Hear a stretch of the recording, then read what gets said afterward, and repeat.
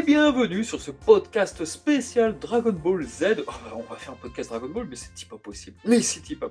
Et pourtant aussi, nous allons faire un podcast un peu spécial. Alors avant de vous expliquer donc la thématique, le sujet de ce podcast, alors laissez-moi vous présenter. Donc nous avons avec nous le grand Dr Rechai. Et oui, c'est encore moi. Il est encore là. Et nous avons un invité exceptionnel. Encore une fois, nous avons Monsieur Tony. Salut tout le monde, merci pour le côté événementiel du truc. Merci Voilà. mon cher. Et voilà, Monsieur Tony, Monsieur Cadeau, ce que vous voulez, appelez-le comme vous voulez, les vieux comprendront.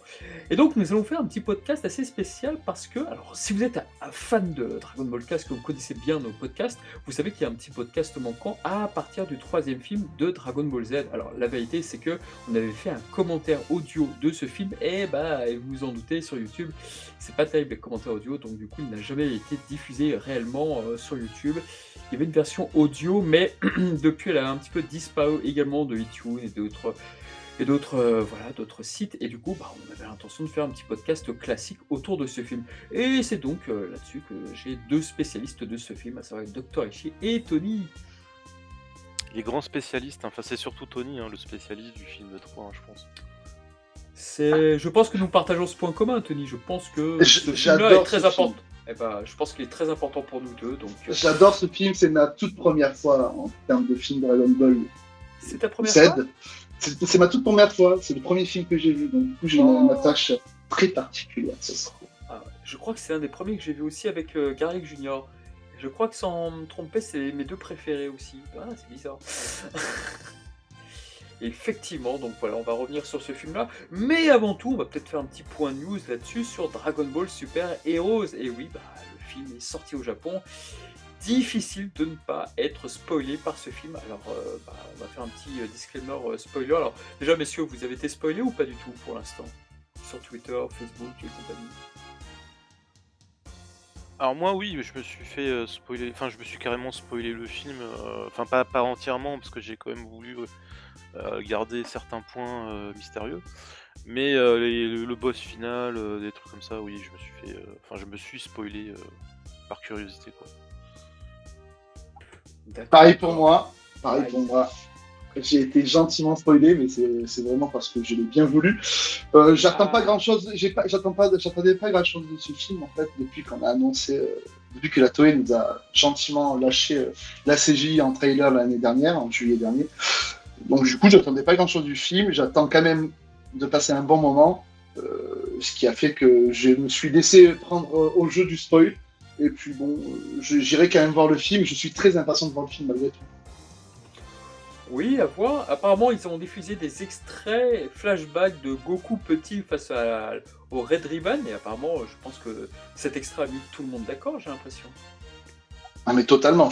Enfin, moi, je l'ai longuement relayé sur mon Twitter toute la journée parce que j'en revenais pas. C'est une des plus belles choses que j'ai vues, si ce n'est la plus belle chose que j'ai vue sur Dragon Ball en termes d'animation. On a vraiment une qualité d'animation. Bon, c'est de la 2D, ce que n'est pas le film malheureusement.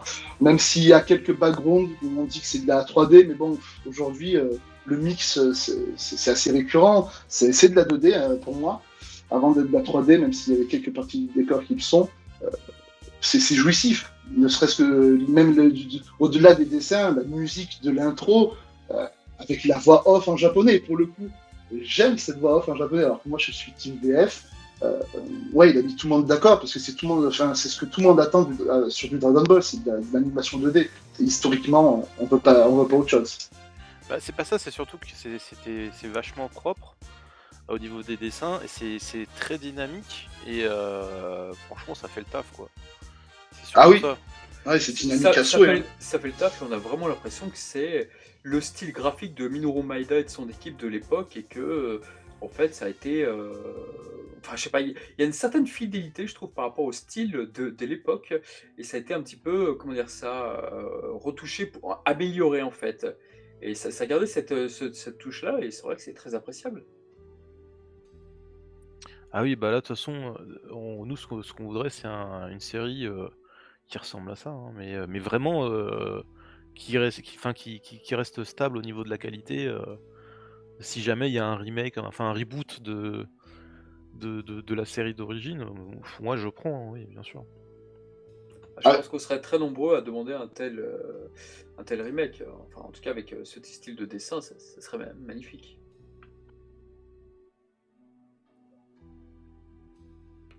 Et là, c'est le drame. Et là, c'est le drame. Oui, exactement. Oui, mais en tout cas, ces quelques minutes nous ont bien fait baver. Et bah, écoutez, moi, j'ai un petit peu été spoilé aussi. Alors aujourd'hui même, alors nous enregistrons le podcast, j'ai été spoilé par une apparence de Gohan et sur Piccolo. Bon, bah écoutez, c'est comme ça, c'est la vie. J'ai pas trouvé ça super joli, mais bon, après. Ça a été la journée du spoil aujourd'hui. Hein. Ouais, on a eu le dernier trailer de la Toei. Ouais, on voit tout le film. Hein. On voit tout le film. Tous les gros moments du film sont spoilés. Je l'ai vu. Bon, après, voilà, ça reste des moments clés de fight. C'est surtout les apparences de deux persos qui ont été révélés avec des artworks vraiment pas très jolis. Ouais, je suis un petit peu perplexe, mais bon, écoutez, on verra bien. J'aurais voulu en savoir le moins possible, mais bah, écoutez, on verra bien. Enfin, moi, ce que je reproche surtout, c'est l'aspect redite, en fait. C'est il n'y a pas vraiment d'inspiration. On revient toujours sur la même chose, quoi. C'est toujours avec Dragon Ball Super, c'est toujours un copier-coller de ce qui a été fait avant, quoi. En moins bien. Enfin, en moins bien en plus, oui, c'est ça. Je ne sais même pas si on pouvait le mettre sur toute la série ou sur tous les films, parce que Dragon Ball Super Broly a été, même si c'est une redite, c'est une façon de réécrire un petit peu l'histoire des Saiyans et du personnage Broly. Mais là, on est vraiment sur de la récup, en fait. C'est ça qui est dommage. On réutilise un petit peu les codes d'une grande saga, la saga qui n'a pas été touchée jusqu'à maintenant, c'est la saga de Cell, même si quand même, je trouve que de repartir sur une ambiance un petit peu bon enfant avec l'armée du ruban rouge, je trouve que c'est quand même une bonne idée. C'est dommage qu'on soit parti sur le côté facile avec ce que je sais pas si j'ai le droit de dire, mais voilà, je pense que tout le monde l'a vu, mais voilà, le boss de fin est une belle redite, malheureusement. Nous ne dirons pas son identité, évidemment, mais bon, voilà, en tout cas, on est perplexe, mais attention, on n'a pas encore vu le film, on ne sait pas. Donc voilà, il faut y mettre des réserves, on ne peut pas affirmer que le film est moyen, est très bien, ou est pas bien du tout, je ne sais pas. Ah non. Donc voilà, on le verra, de toute façon, au cinéma si possible, ça serait bien. Je pense que c'est mieux que de le voir sur un petit écran, mais bon, en tout cas, à voir. Est-ce qu'on a une date, quelque chose de prévu Rien. Non, c'est vrai que c'est inquiétant. Mais je pense pas que ce soit inquiétant. Enfin, je pense pas que ce soit inquiétant dans le sens où il y a une problématique, c'est que la Toei sort déjà le film One Piece au cinéma en France début août. Je pense que c'est une grosse problématique dans la distribution du film cet été. Alors moi, je crois avoir vu que ça serait disponible en juillet. C'est possible, c'est possible. Ouais. Ça serait le seul créneau, je pense. Hein, Et alors je dis ça, mais j'ai absolument aucune confirmation ni quoi que ce soit. J'ai cru avoir lu ça quelque part. Donc à confirmer, hein, on sait que le Grand Rex sera au taquet là-dessus, donc ils vont sûrement nous donner des informations, notamment pour une avant-première, je pense. Après, je crois qu'aux États-Unis c'est vers septembre ou quelque chose comme ça, ou fin août. Non, je crois que c'est c'est ça, on est sur le 19 août, je crois. Mais en France, le travail a commencé. Hein. Le travail a déjà commencé sur Dragon Ball, sur le film. Mais le problème, je pense, c'est d'être un problème de distribution en termes de date, en fait, en termes de calage avec les vacances, One Piece. Je pense qu'il y a un problème à ce niveau-là. Je pense que le film, on le verra d'abord en VOSTFR, en avant-première, peut-être avec le Grand Rex, comme d'habitude. Mais... Ah oui, ça va être ça, ouais, c'est sûr. Et de toute façon, moi, la question que je voulais vous poser, c'est vous allez quand même aller voir le film, malgré les spoils. Bien sûr. Bien évidemment. Mais moi, le film, j'ai très envie de le voir, malgré tout. Parce que moi, je pense qu'on va voir un bon film. Pour d'autres aspects que le côté combat, fight. Parce que moi, finalement, c'est ce qui m'intéresse le moins. À moins, ça aurait été de la 2D, ça m'aurait plus intéressé. Mais je pense que c'est le côté scène de vie qui m'intéresse le plus dans Dragon Ball aujourd'hui, et c'est là où il y aurait peut-être plus de choses à raconter que par le combat. Bah, faudra voir, parce qu'apparemment, d'après les retours de Freza, de Marty Japan, etc., le film en lui-même, il est sympa en fait. Donc c'est. Oui, il a l'air d'être très bien. C'est la fin, elle a pêché, mais apparemment, le film a l'air d'avoir un bon dosage.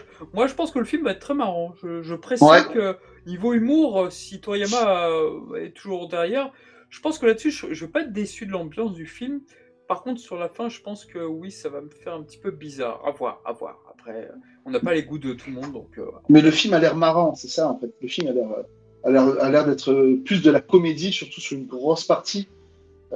Déjà, le rapport entre Piccolo et Gohan, voilà. ça va être de la régalade de voir un petit peu 20 ans après ces échanges-là entre Piccolo qui fait office de nounou avec la fille de Gohan. Donc, je pense qu'il y a... Et puis même le côté infiltration que va nous porter Piccolo dans cette dans ce nouveau bâtiment de l'armée du Bronze. Franchement, il y a plein de choses qui me donnent envie d'aller voir le film.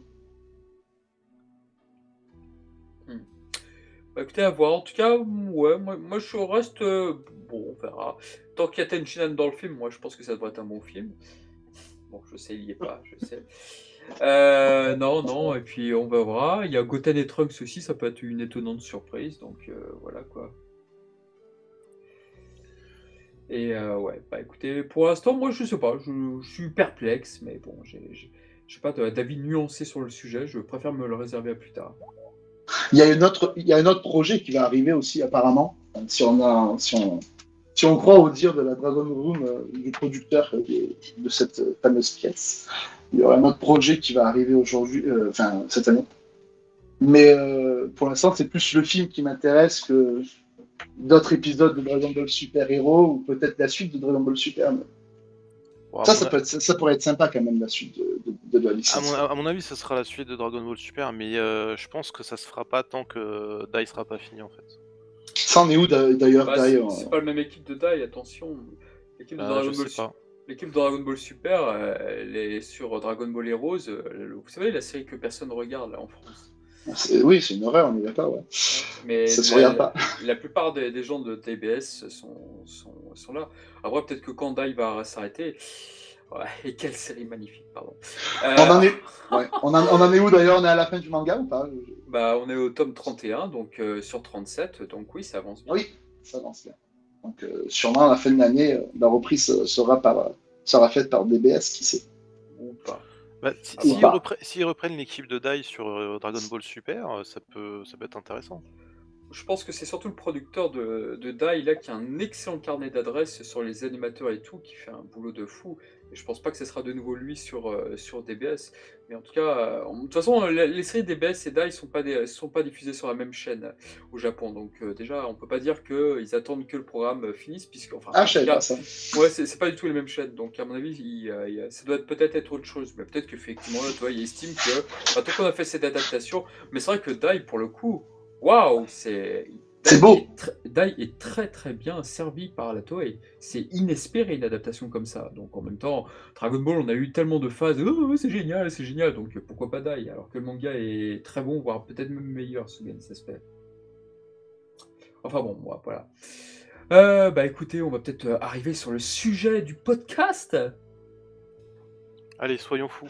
Soyons fous. Donc Allons-y gaiement.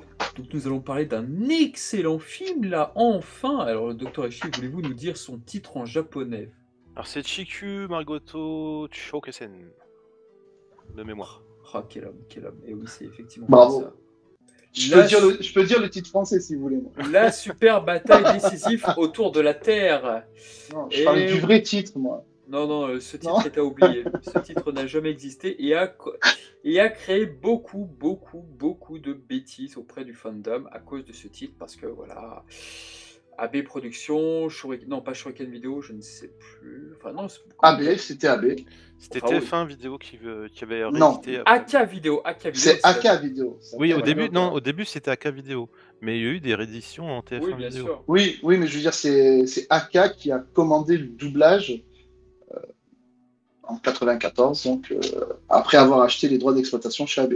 Donc c'est AB, Sophie et AK, quoi. Alors quand tu dis commander le doublage, est-ce que tu inclus aussi l'adaptation, donc à la fois du titre du film, et etc. J'inclus tout, c'est-à-dire que tout. Quand ils font une commande, ils ont acheté les droits de distribution à l'époque, en début 94, enfin, plus vers les mois de avril-mai, on va dire, qu'ils ont finalisé les contrats. Et Et le doublage a été commandé par la Sophie, puisque c'est la Sophie qui s'occupait de Dragon Ball et de Dragon Ball Z pour AB et TF1. Donc du coup, ce sont les mêmes équipes qui se sont retrouvées derrière, quoi. La même adaptatrice, je ne sais plus son prénom, son nom, une femme, mais ce sont les mêmes équipes, ouais. Oui, ça se sent que c'est le même travail et les mêmes équipes là-dessus, en tout cas pour la sortie française. Quant au Japon, bah, lui, il est sorti donc le 7 juillet 1990 lors du Toei Anime Fair. Voilà, donc le film était une nouvelle fois scénarisé par Takao Koyama, qui avait révélé des petites informations là sur Twitter, mais bon, on va en reparler un petit peu plus tard évidemment, notamment sur Masako Nozawa. Voilà, bah écoutez, le film était le plus long à l'époque, il durait 61 minutes. Pourquoi? Parce que bah, c'était un spécial Toriyama World. Peut-être que Dr. Reishi peut nous en dire plus. C'était déjà un Toei Anime Fair, c'était pas un Tokyo Matsuri Non, pardon, je me suis trompé. C'était pas un Toei Anime Fair. Enfin, c'était un Toei Anime Fair, mais un peu spécial entre guillemets, puisque c'était était diffusé à ce moment-là, donc trois films d'adaptation sur des œuvres de Toriyama. Si tu dis. Parce que moi je sais jamais en fait. Je sais que les premiers films Dragon Ball et Z, normalement c'était diffusé en salle dans les Tokyo Matsuri, il me semble. Mais je sais plus à partir duquel c'est passé chez Toei Anime Fair en fait. Alors là, je ne suis pas malheureusement la bonne personne, mais en tout cas, il y avait le petit dessin animé avec le ninja, le samouraï là, de Toriyama, Kojube, j'ai oublié son nom, je suis désolé. Et l'autre, je crois que c'était Pink qui était diffusé. Je ne sais plus, j'ai un petit Oui, doute, c'était en fait. Pink, ouais. C'était Pink avec Kenosuke-sama. Enfin, Kenosuke. Ah, Kenosuke, merci beaucoup. Oh, heureusement que Tony est là. Ah oui, oh là là. Bravo Tony, merci Tony. Je t'en prie, mon cher. Et donc voilà, le Et film. c'était Akira Toriyama The World, je crois, l'intitulé du festival d'ailleurs. Après, je sais pas ce que tu parlais de Raichi, mais enfin, c'était quoi qui est passé Il y a eu un changement de statut pour le Toei Anime Fair? Bah, au début, les films étaient diffusés dans les Tokyo Matsuri. Donc c'était pareil, des festivals de cinéma, d'animation, etc. Ouais. Et après, ça a changé de nom. Enfin, ça a changé de. Alors, je sais pas si c'était au même endroit ou pas, mais ça a changé de nom et c'était les Toei Anime Fair en fait. Mais je sais plus à partir de quel film. D'accord, Je d'accord, ok. crois que c'est à partir du film 3 ou 4, je sais plus, de DBZ. Pourtant, il y a le même logo, je pense, de la Toei Anime Fair. Moi, je vois ce logo pour le film 3 en tout cas. Parce qu'il me semble que les deux premiers films de DBZ c'était du Tokyo Matsuri, il me semble. Parce que tu sais, tu as les pamphlets en même temps que quand tu vas Ouais, voir le film. oui. Et quand tu Je les ai regardes, pas sur moi. quand c'est en haut à droite ou en haut à gauche, je sais plus, tu as le logo Toei Anime Fair normalement. Et sur les premiers, tu ne l'as pas, c'est vraiment Tokyo Matsuri qui est écrit dessus, quoi. Dans la... En attendant, pour essayer de meubler, effectivement, donc le film est sorti donc en juillet 1990. Donc à ce moment-là, dans le manga, via le Weekly Shonen Jump, Goku lui affrontait donc le redoutable Ginyu, donc le capitaine du Toku Sentai, et était diffusé en parallèle de ce film, donc les épisodes 54 et 55 de la série, c'est-à-dire le moment où Kuririn donc découvrait le chef des Namek. Voilà pour donner un petit peu de consistance par rapport à ce film, enfin en tout cas je ne retrouve plus le mot, c'est affreux, bon tant pis. De Le contexte. Voilà, merci beaucoup, désolé. Il est 21h40, c'est difficile. Voilà, donc en attendant que Tony continue de regarder dans ses pamphlets, nous allons continuer à meubler. Donc ce film-là avait donc plusieurs particularités. Donc déjà, même si le film était dirigé par Daisuke Nichio, eh ben, il était quand même, le storyboard était de Shigehatsu Yamauchi. Et franchement, il y a pas mal d'idées dans ce film, vraiment très intéressantes. Et en fait, le film, quand je le revois aujourd'hui, je trouve qu'il est sorti trop tôt parce que c'est très étrange, mais il y a des idées qui vont avoir lieu dans ce film où on contourne des poncifs des films. Et bah on pourrait se dire, ah bah tiens, Dragon Ball est en pleine maturité, ah, ils ont rencontré ce truc, c'est cool. Et ben en fait, on se rend compte que le film 4, 5, on retourne surtout le film 4, pardon, on retourne dans quelques-uns des poncifs. Donc c'est vrai que il procure une drôle d'idée. Pour moi, en fait, ça serait plutôt lui le film 4 et Slug le film 3. Enfin bon, je sais pas si je me suis bien exprimé. C'est-à-dire, c'est quoi que tu entends par les Bah, principes par exemple, le sauvetage de Piccolo, normalement quand Piccolo sauve Gohan, donc Piccolo est victorieux et compagnie, mais là il échoue par exemple, puisqu'il est intercepté par Tulis, et Tulis justement, bon, on va commencer un petit peu à tomber dans le lard, et donc Tulis lui, voilà, en un coup Piccolo est à terre, alors qu'habituellement tu as dans le film 2 avec les Bioman, voilà, Piccolo est assez d'un coup et voilà, il détruit donc le protecteur de Gohan. Pareil, tu as dans le film 5 avec l'escadron de Sozer, tu as la même chose. Et puis là, avec ce film-là, tu as pas mal de petites règles. Tu te dis, ah bah Ben, tiens, on met en place déjà la suprématie de ce qu'on va nous faire croire sur Fules, qui est un guerrier, un Saiyan surpuissant. Je pense qu'il a malheureusement tombé sur. Piccolo est tombé justement à ce moment-là où Fules était. Enfin, Fules, j'ai du mal à dire Fules, alors je dis Thalès tout le temps. Je vais essayer de C'est dire pareil. Fules pour faire plaisir à mon cher Charnac. Mais Mais tu sais qu'en japonais, c'est s'écrit Taresu, hein, donc Taretsu. qu'est-ce qu'on Taresu. dit Ce qui, Bon, ce moi qui je pourrait, dis sur Thalès et je parlerai du combat fratricide. Si tu veux. Ouais, ce qui pourrait expliquer justement pourquoi ils ont peut-être mis Thalès. Et on peut peut-être revenir aussi sur le titre français, Le combat fratricide. Et je crois qu'on était très longtemps en France à penser que vraiment Thalès, pour parler comme Tony, Merci. que voilà, Thalès Tulis était le frère de Goku. Alors toi, Dr. Ishii, je me rappelle sur Manga Myth, tu avais révélé comment tu avais su que Thalès n'était pas le frère de Goku. Et l'anecdote est tellement originale que je vais te laisser Ouais, la dire. je vais vous la re-raconter, hein, y a pas de Allez, c'est Ah, problème. moi je la connais pas, donc je suis tout ouïe. En fait, moi j'ai toujours pensé que Thalès, je vais dire Thalès, hein, on va pas se... Merci. on va parler de la VF pour faire plaisir à Tony. Non, j'ai toujours pensé que Thalès, d'après ce qu'on avait lu dans les Dorothée Magazine, les magazines hors série, etc., machin, que c'était le frère de Goku, mais le frère jumeau en plus, tu vois, parce qu'on te disait, voilà, ils se ressemblent, donc c'est son frère, etc. T'avais le titre, etc. Et début des années 2000, moi je vais sur Paris, et donc au magasin Concy, hein, un très très bon magasin de goodies officiels, lol, de Japanimation. Et c'est de l'officiel. oui, c'est de l'officiel de l'officiel Ah taïwanais. oui, SM Record, pour moi c'était officiel depuis le début. Hein. Et je tombe, enfin, il y avait plusieurs vitrines là-bas, et donc tu avais tous les coffrets HK, etc.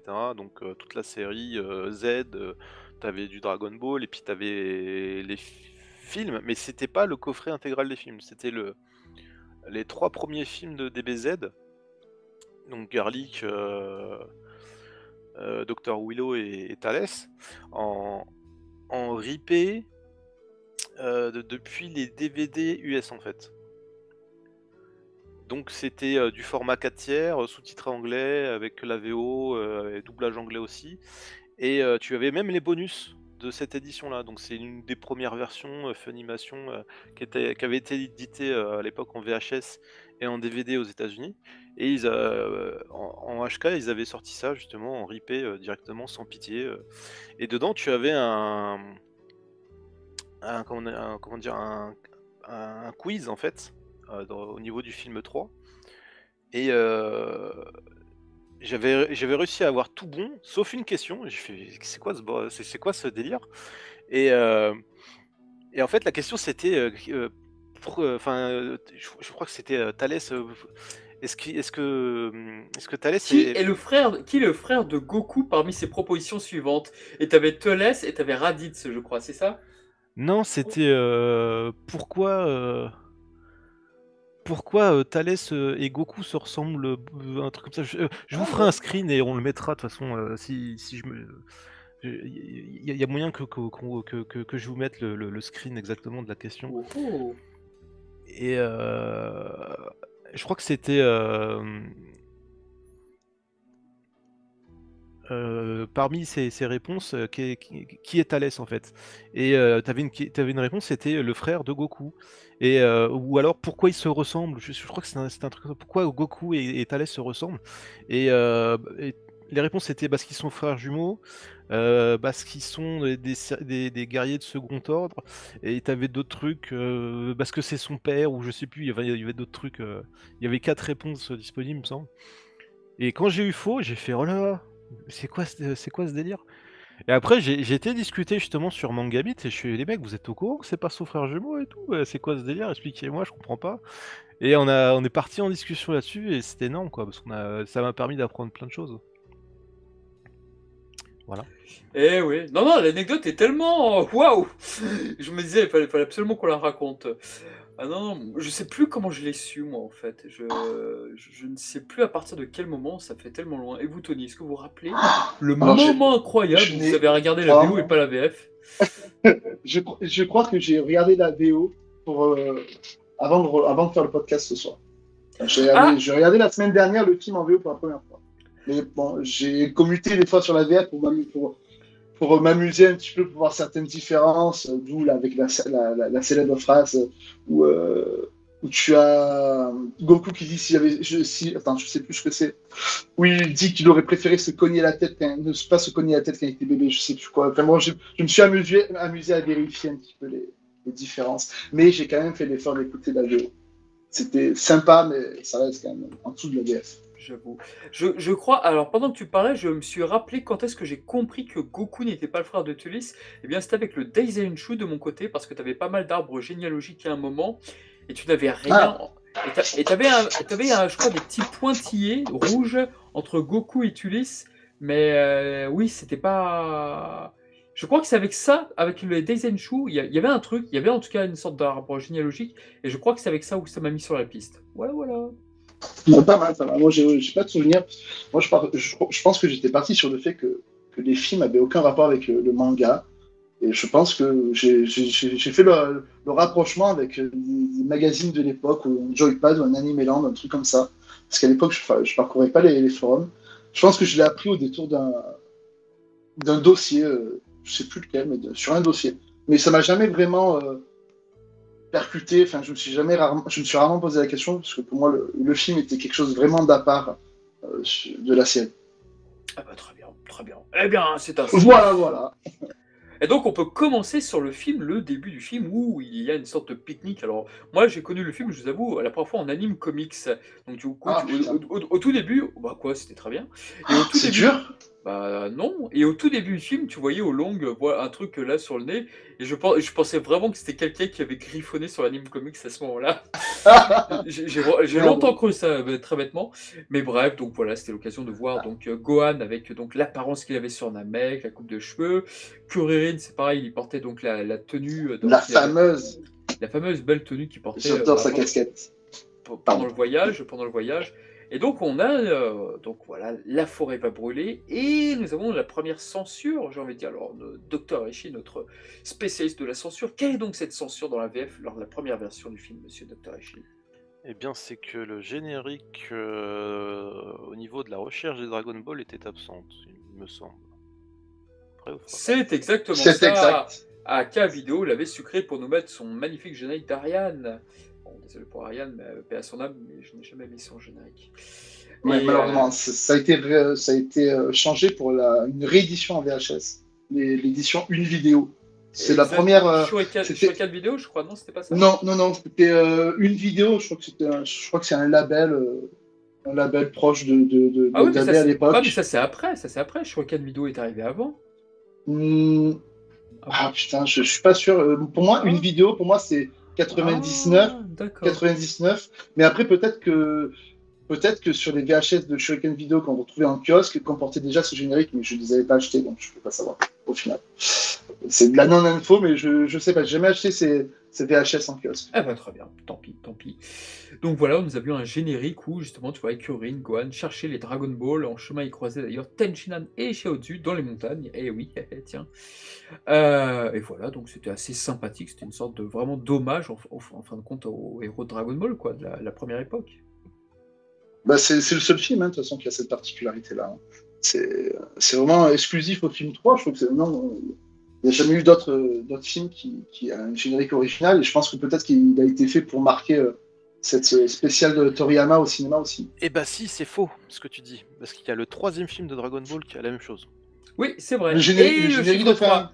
Et- Attends, c'est le générique de fin, tu parles. Non, le générique de début. Ah, Et de putain, fin. mais Et de oui. fin aussi. oui. Mais oui, tu as raison. Et oui, Docteur tu as Ricci, raison. il le suit. Bravo, Ouais. bravo.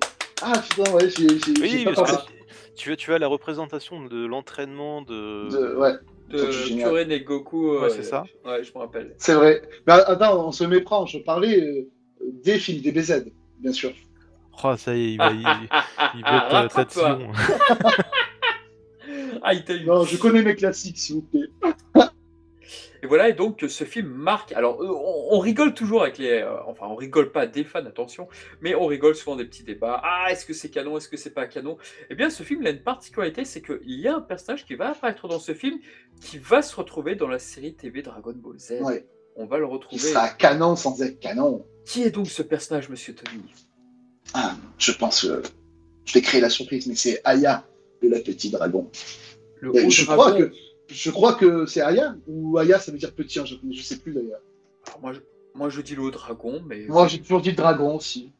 Voilà. Aya le dragon. Bah, c'est Higher Dragon, en fait, c'est le grand dragon, ou enfin, je pense que c'est comme ça que ça peut se traduire. Il est Il me semble que Fedwa Lamodia en avait parlé justement de la Oui, traduction. dans l'anime. Alors, dans l'anime comics de Tully, c'est où elle l'avait traduit. Alors, C'était attendez. Aïe Dragon ou Aya Dragon, je crois, il me semble. Je vais chercher. Ah, je cherche. Ah oui, pour revenir à ce que tu disais tout à l'heure, Charnac, c'est vrai que j'ai découvert pas mal de films avec les animés comics aussi également. J'avais oublié. J'avais oublié ce détail très important de la découverte des films de l'époque.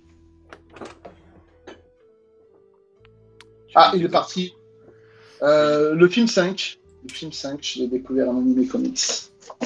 Alors, il s'appelle comment? Elle l'avait appelé comment? Mince. Bah, Et t'as pas eu le d'infos pour le pamphlet, Iré alors Dragon. Le Iré Dragon. Si, j'ai eu l'info, Le Iré Dragon, vous avez entendu? Iré Dragon. Oui, Iré, H-I-R-E. Pardonnez-moi pour l'attente. Ça, c'est dans la version française. De l'anime comics, tout à fait, oui.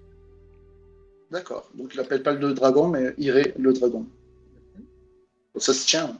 Et pour répondre à Raichi sur le pamphlet, le logo change à partir du film 4. Ah, quel logo? Dragon Ball Z? Non, le logo pour le salon, pour le festival des films de la Toei. La Toei Anime Fair. Ah, d'accord. Donc apparemment, c'est à partir du 4. D'accord. Et donc ça s'appelait Manga Matsuri, voilà, avant. D'accord, ok. Tokyo Manga Je l'ai moins Matsuri. connu. Ouais. J'ai pas trouvé celui-là du film 3, mais j'ai celui-là du film 4. Le logo est différent pour le film 3. Ouais, c'est ça. C'est dans une petite bulle sur fond jaune avec une petite banderole rouge. Très bien, très bien.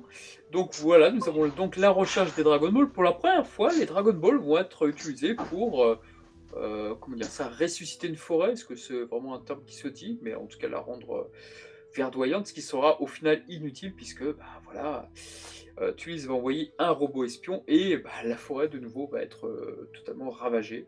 Donc c'est bien dommage. Merci. Très bien, très bien. Et hormis ça, donc nous avons quelques moments de paix qui sont vraiment intéressants, des moments de paix où tu peux voir Goku et Gohan en train de prendre un bain, on va dire, dans un baril, parce que ce sont des pauvres, des paysans, rappelons-le. Donc vraiment, tu as une première partie du film qui est très très agréable, je trouve. C'est le seul film des shows, enfin, c'est le premier film où il y a toute la bande qui est réunie. Et c'est comme tu disais tout à l'heure, comme tu disais à l'instant, c'est le film où on a le plus de tranches de vie sur Dragon Ball. C'est la première fois où on voit Tout à fait.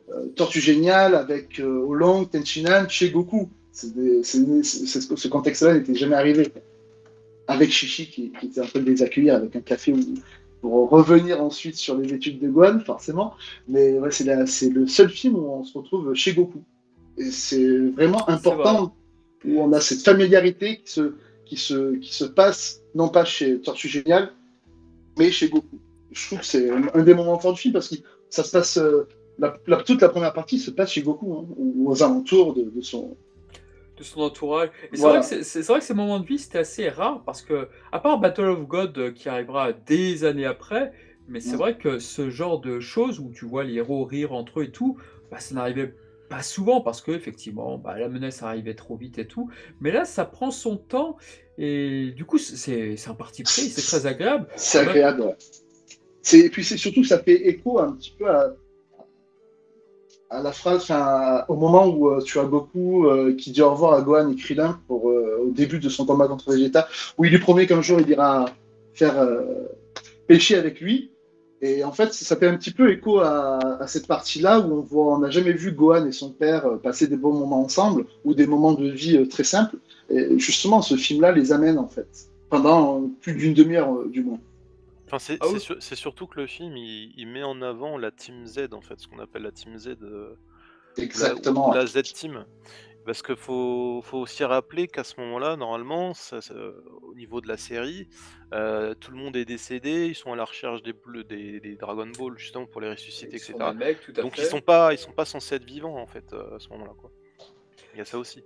Oui, Alors, dans la série, ils sont chez Dans la Kaio série, justement. alors Il y a- attention. Qu'est-ce qui se passe-t-il? Attention, c'est-à-dire que quand vous regardez, vous voyez le Dogi de Goku, là, vous voyez qu'il arbore donc l'emblème qu'il porte sur Namek. Très bien, ok. Mais Yamcha, Également, oui. il porte l'emblème de Kaio, Yamcha. Et qu'est-ce que ça sous-entend? Bah, que le film se passe après. Parce que vu que Freezer est cité, le film fait comme si ça s'était passé après, mais sauf qu'ils n'avaient aucun détail de ce qui allait se passer, que le Super Saiyan et tout, ils n'avaient aucun élément là-dessus.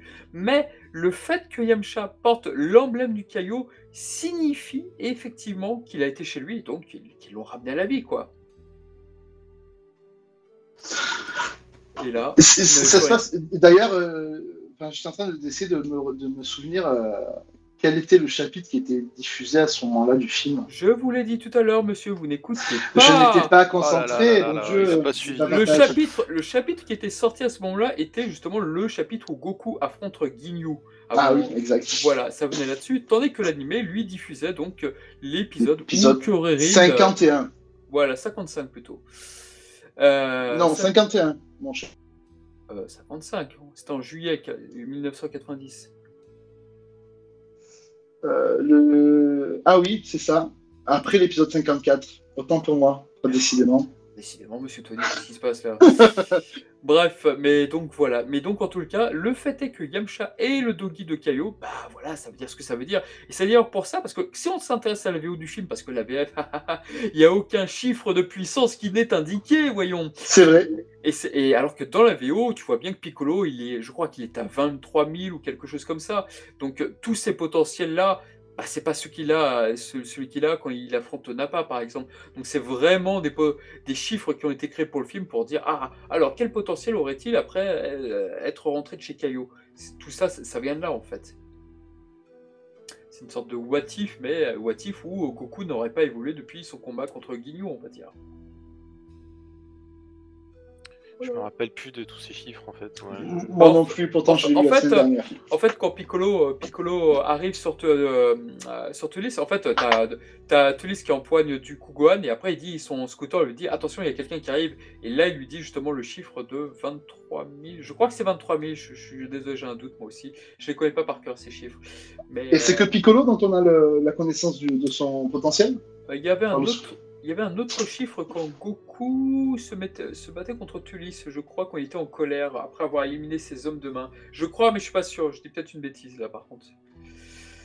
Mais, et puis il y avait un chiffre où effectivement... Où en fait c'était les fans américains qui avaient calculé ça parce que puissance maximale... Quand Goku faisait la puissance maximale, il semblait... Je crois qu'il y avait un chiffre indiqué... Et en fait, il y avait des gens qui avaient fait le calcul comme quoi Tulis était au moins à 530 000 en potentiel. Je crois qu'il y avait, c'est énorme. Il y avait un truc comme ça, quoi. Il fait... Donc, bon, j'ai pas les chiffres en tête. C'est vrai que j'ai pas préparé cette partie-là du film. Désolé, pardon. Non, moi, le côté des puissances, tout ça, c'est quelque chose qui m'intéresse pas. Ah, ça y est. J'ai pas préparé. Non, pardon. Je les ai notés. Les potentiels divulgués sont les suivants. Alors, heureusement que j'ai ma fiche Wikia. Sangohan est à 10 000. Piccolo, 18 000. Donc, pardon. Et Sangoku est à 30 000. Les niveaux sont plus élevés, effectivement, que ce qu'ils avaient sur Terre.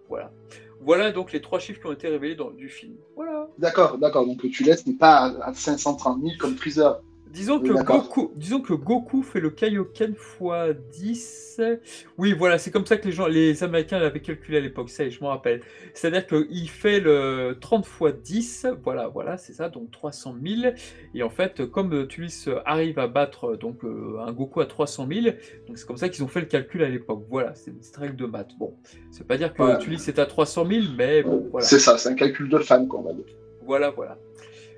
Ouais, voilà, bon, bah, en tout cas, c'était sur les chiffres. Alors, qu'est-ce que vous voulez qu'on commence à causer? Est-ce que vous voulez qu'on parle de l'arbre sacré, peut-être? C'est une très bonne idée. Si tu veux, oui. L'arbre sacré designé par le maître. D'où ça sort? Où est-ce qu'ils ont trouvé ça? Sur quelle planète? Alors, le Shinseiju, excusez-moi. Alors, allez-y, docteur Hachi, dites-nous tout. Non, c'est moi qui posais la question. Ah mince! Eh bien, le Shinseiju, alors déjà, il a une particularité très précise, ce film. Déjà, comme l'a dit Tony, il a été créé tout par Akira Toriyama. C'est sa seule participation à ce film, Toriyama. Il n'a pas créé les antagonistes du film. Tout ça, c'est de l'œuvre de Minoru Maeda. Donc, l'arbre, c'est la seule création de Toriyama.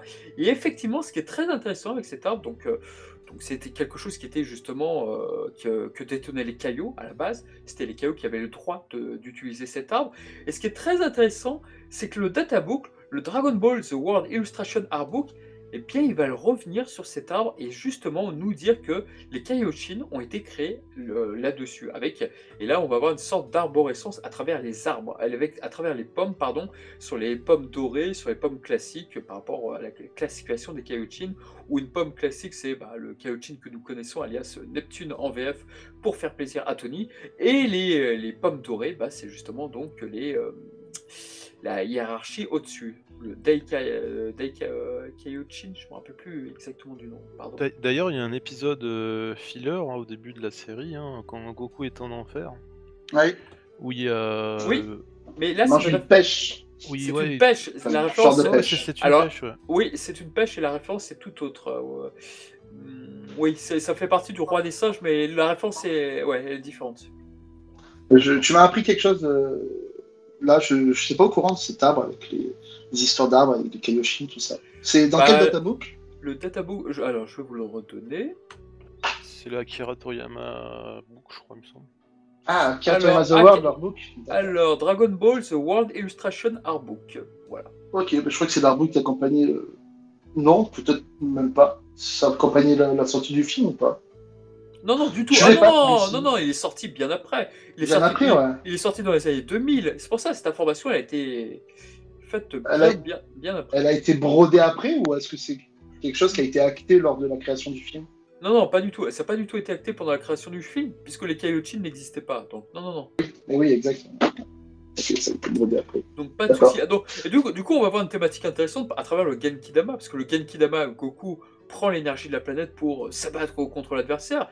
Mais là, sauf que là, Tulis, pour faire une opposition à Goku, lui, il va utiliser cet arbre et se servir du coup de l'énergie vitale de la planète. Ce qui fait qu'ils ont totalement une confrontation entre les deux, même dans leur technique, si je puis dire.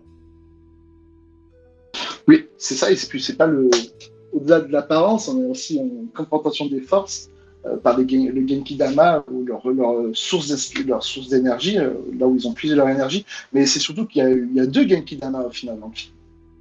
Tout à fait, parce que le premier échoue, et ça c'est une grande surprise. Jamais on a vu dans un film le Genkidama justement se faire contrer, et là ça sera le cas. Et c'est pour ça que ce film renverse quelques codes. Il est bon de le rappeler. Ouais, finalement, il renverse pas que le code de Piccolo venant sauver Gohan, mais là aussi sur le Genkidama. Surtout que c'est un moment fort du film. On est là dans la collecte d'énergie, avec les guerriers qui sont tous un petit peu défoncés, les animaux qui meurent, la nature qui s'essèche, pour finir sur un Genkidama qui est contré, quoi. C'est assez fort quand même. Et puis la musique qui est aussi majestueuse. Et puis, on connaît la musique du Genkidama, mais là, on va en pour se retrouver chapeauté comme ça, c'est vrai que c'est un moment fort du film. c'est ma musique préférée du Genki Dama. Enfin, on va peut-être parler des musiques après, mais ou maintenant si vous voulez, je ne sais pas. Mais en tout cas, musicalement, c'est le film de Dragon Ball Z qui me correspond le plus. Alors, je sais pas si c'est parce que c'est vrai qu'il y a eu quand même quelques grands noms derrière ce film. J'avais cité tout à l'heure Shigehatsu Yamauchi là parce qu'il a fait le storyboard. Et c'est vrai que pour moi, c'est le film le plus Sanseiya de Dragon Ball. C'est-à-dire que quand t'as Kuririn, Piccolo qui disent Goku, Son, Goku, enfin, c'est le film vraiment qui fait vraiment le côté Sanseiya où les amis de C'est Goku vrai. sont derrière. C'est vraiment mon film préféré peut-être pour cette raison. Ouais, des fois. Pour moi, c'est un des plus grands films, du moins jusqu'au film 12, pour moi. Hein. Il a vraiment des qualités scénaristiques où on prend notre temps. Il y a il y a une dramaturge une dramaturge qui est assez bien exploitée avec le dessèchement de la planète et tout. Et je pense que jusqu'au film 13, on n'a pas cette dimension-là. En fait. C'est vrai. C'est vrai, c'est vrai.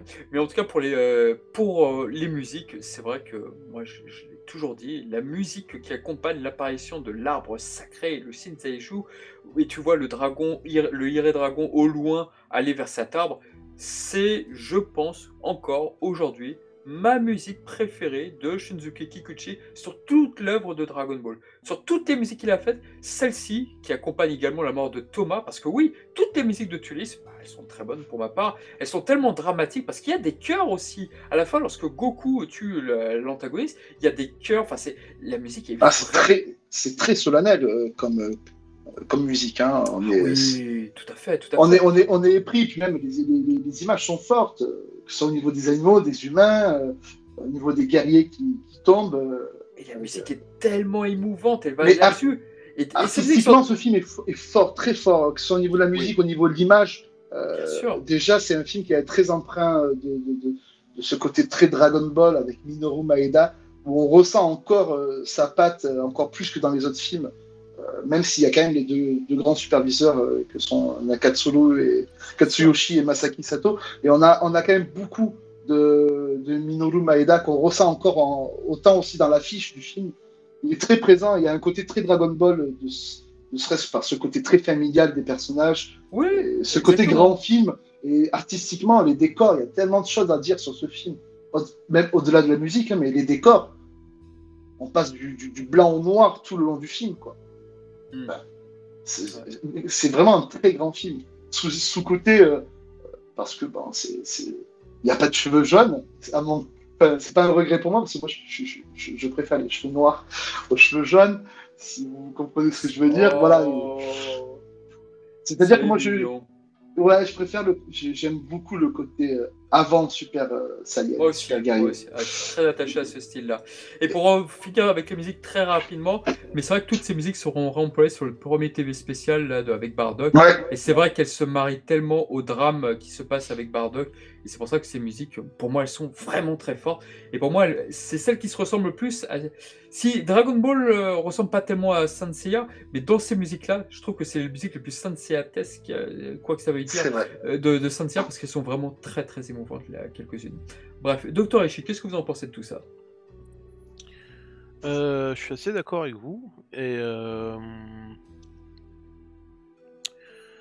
ouais, enfin, on retrouve quand même la thématique Saiyan au niveau de la musique, quoi. C'est pour ça que ça se marie bien aussi au niveau de Complètement. l'OST. Et qu'est-ce que je voulais dire aussi sinon? J'ai oublié. Vous vouliez parler de l'affiche du film, que Yamcha porte ses vêtements d'entraînement alors qu'il ne les a pas dans le film. C'est ça que vous alliez dire. Un bruit. Ah bon? Non, non. Comment ça? Bon, tant pis.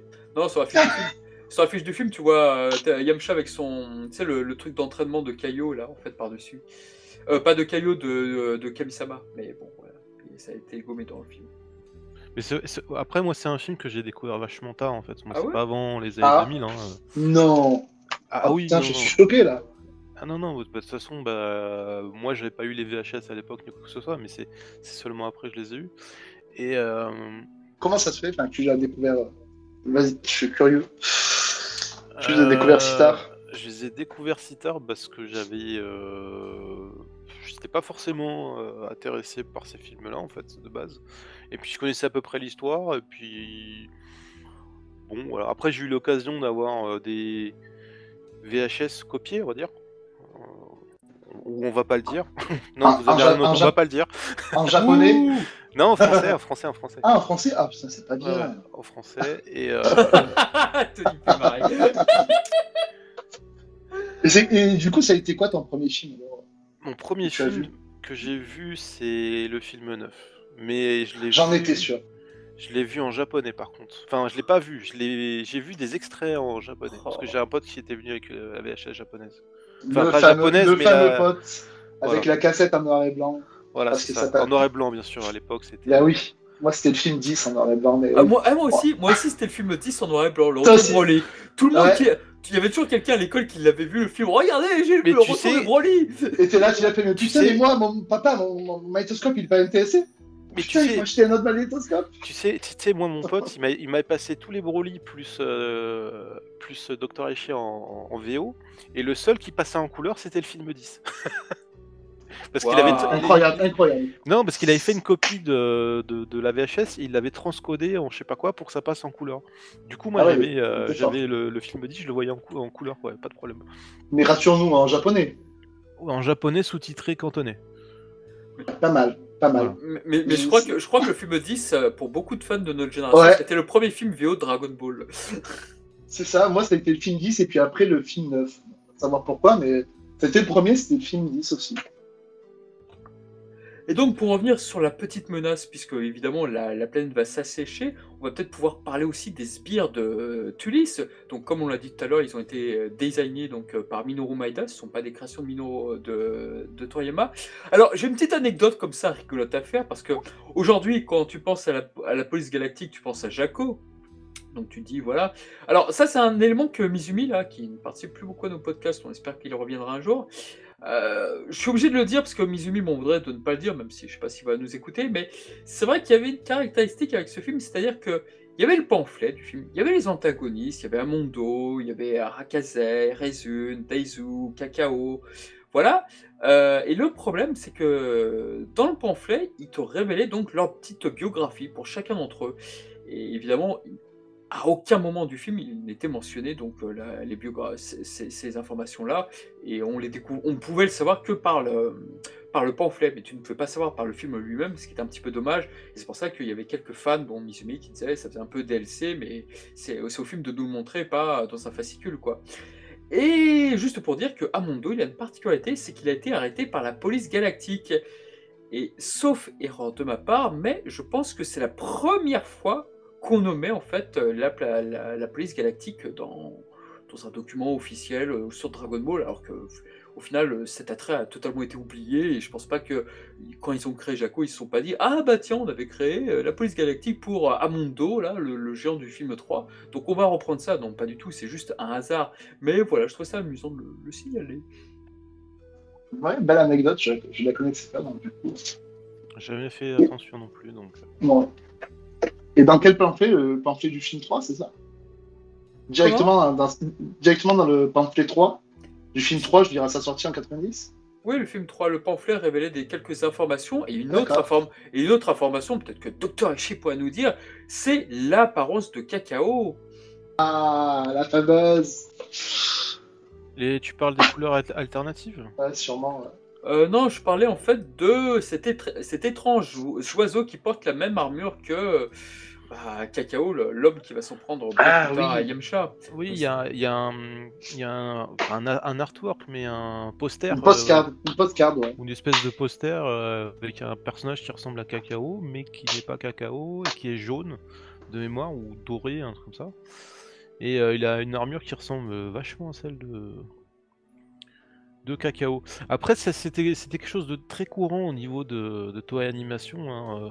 Quand on regarde par exemple les premiers trailers de Hokuto no Ken, le film, on voit qu'il y a des couleurs différentes, etc. Pareil pour le film 4 de Dragon Ball. Quand on regarde la couleur du robot ou la couleur du pull que porte Hachan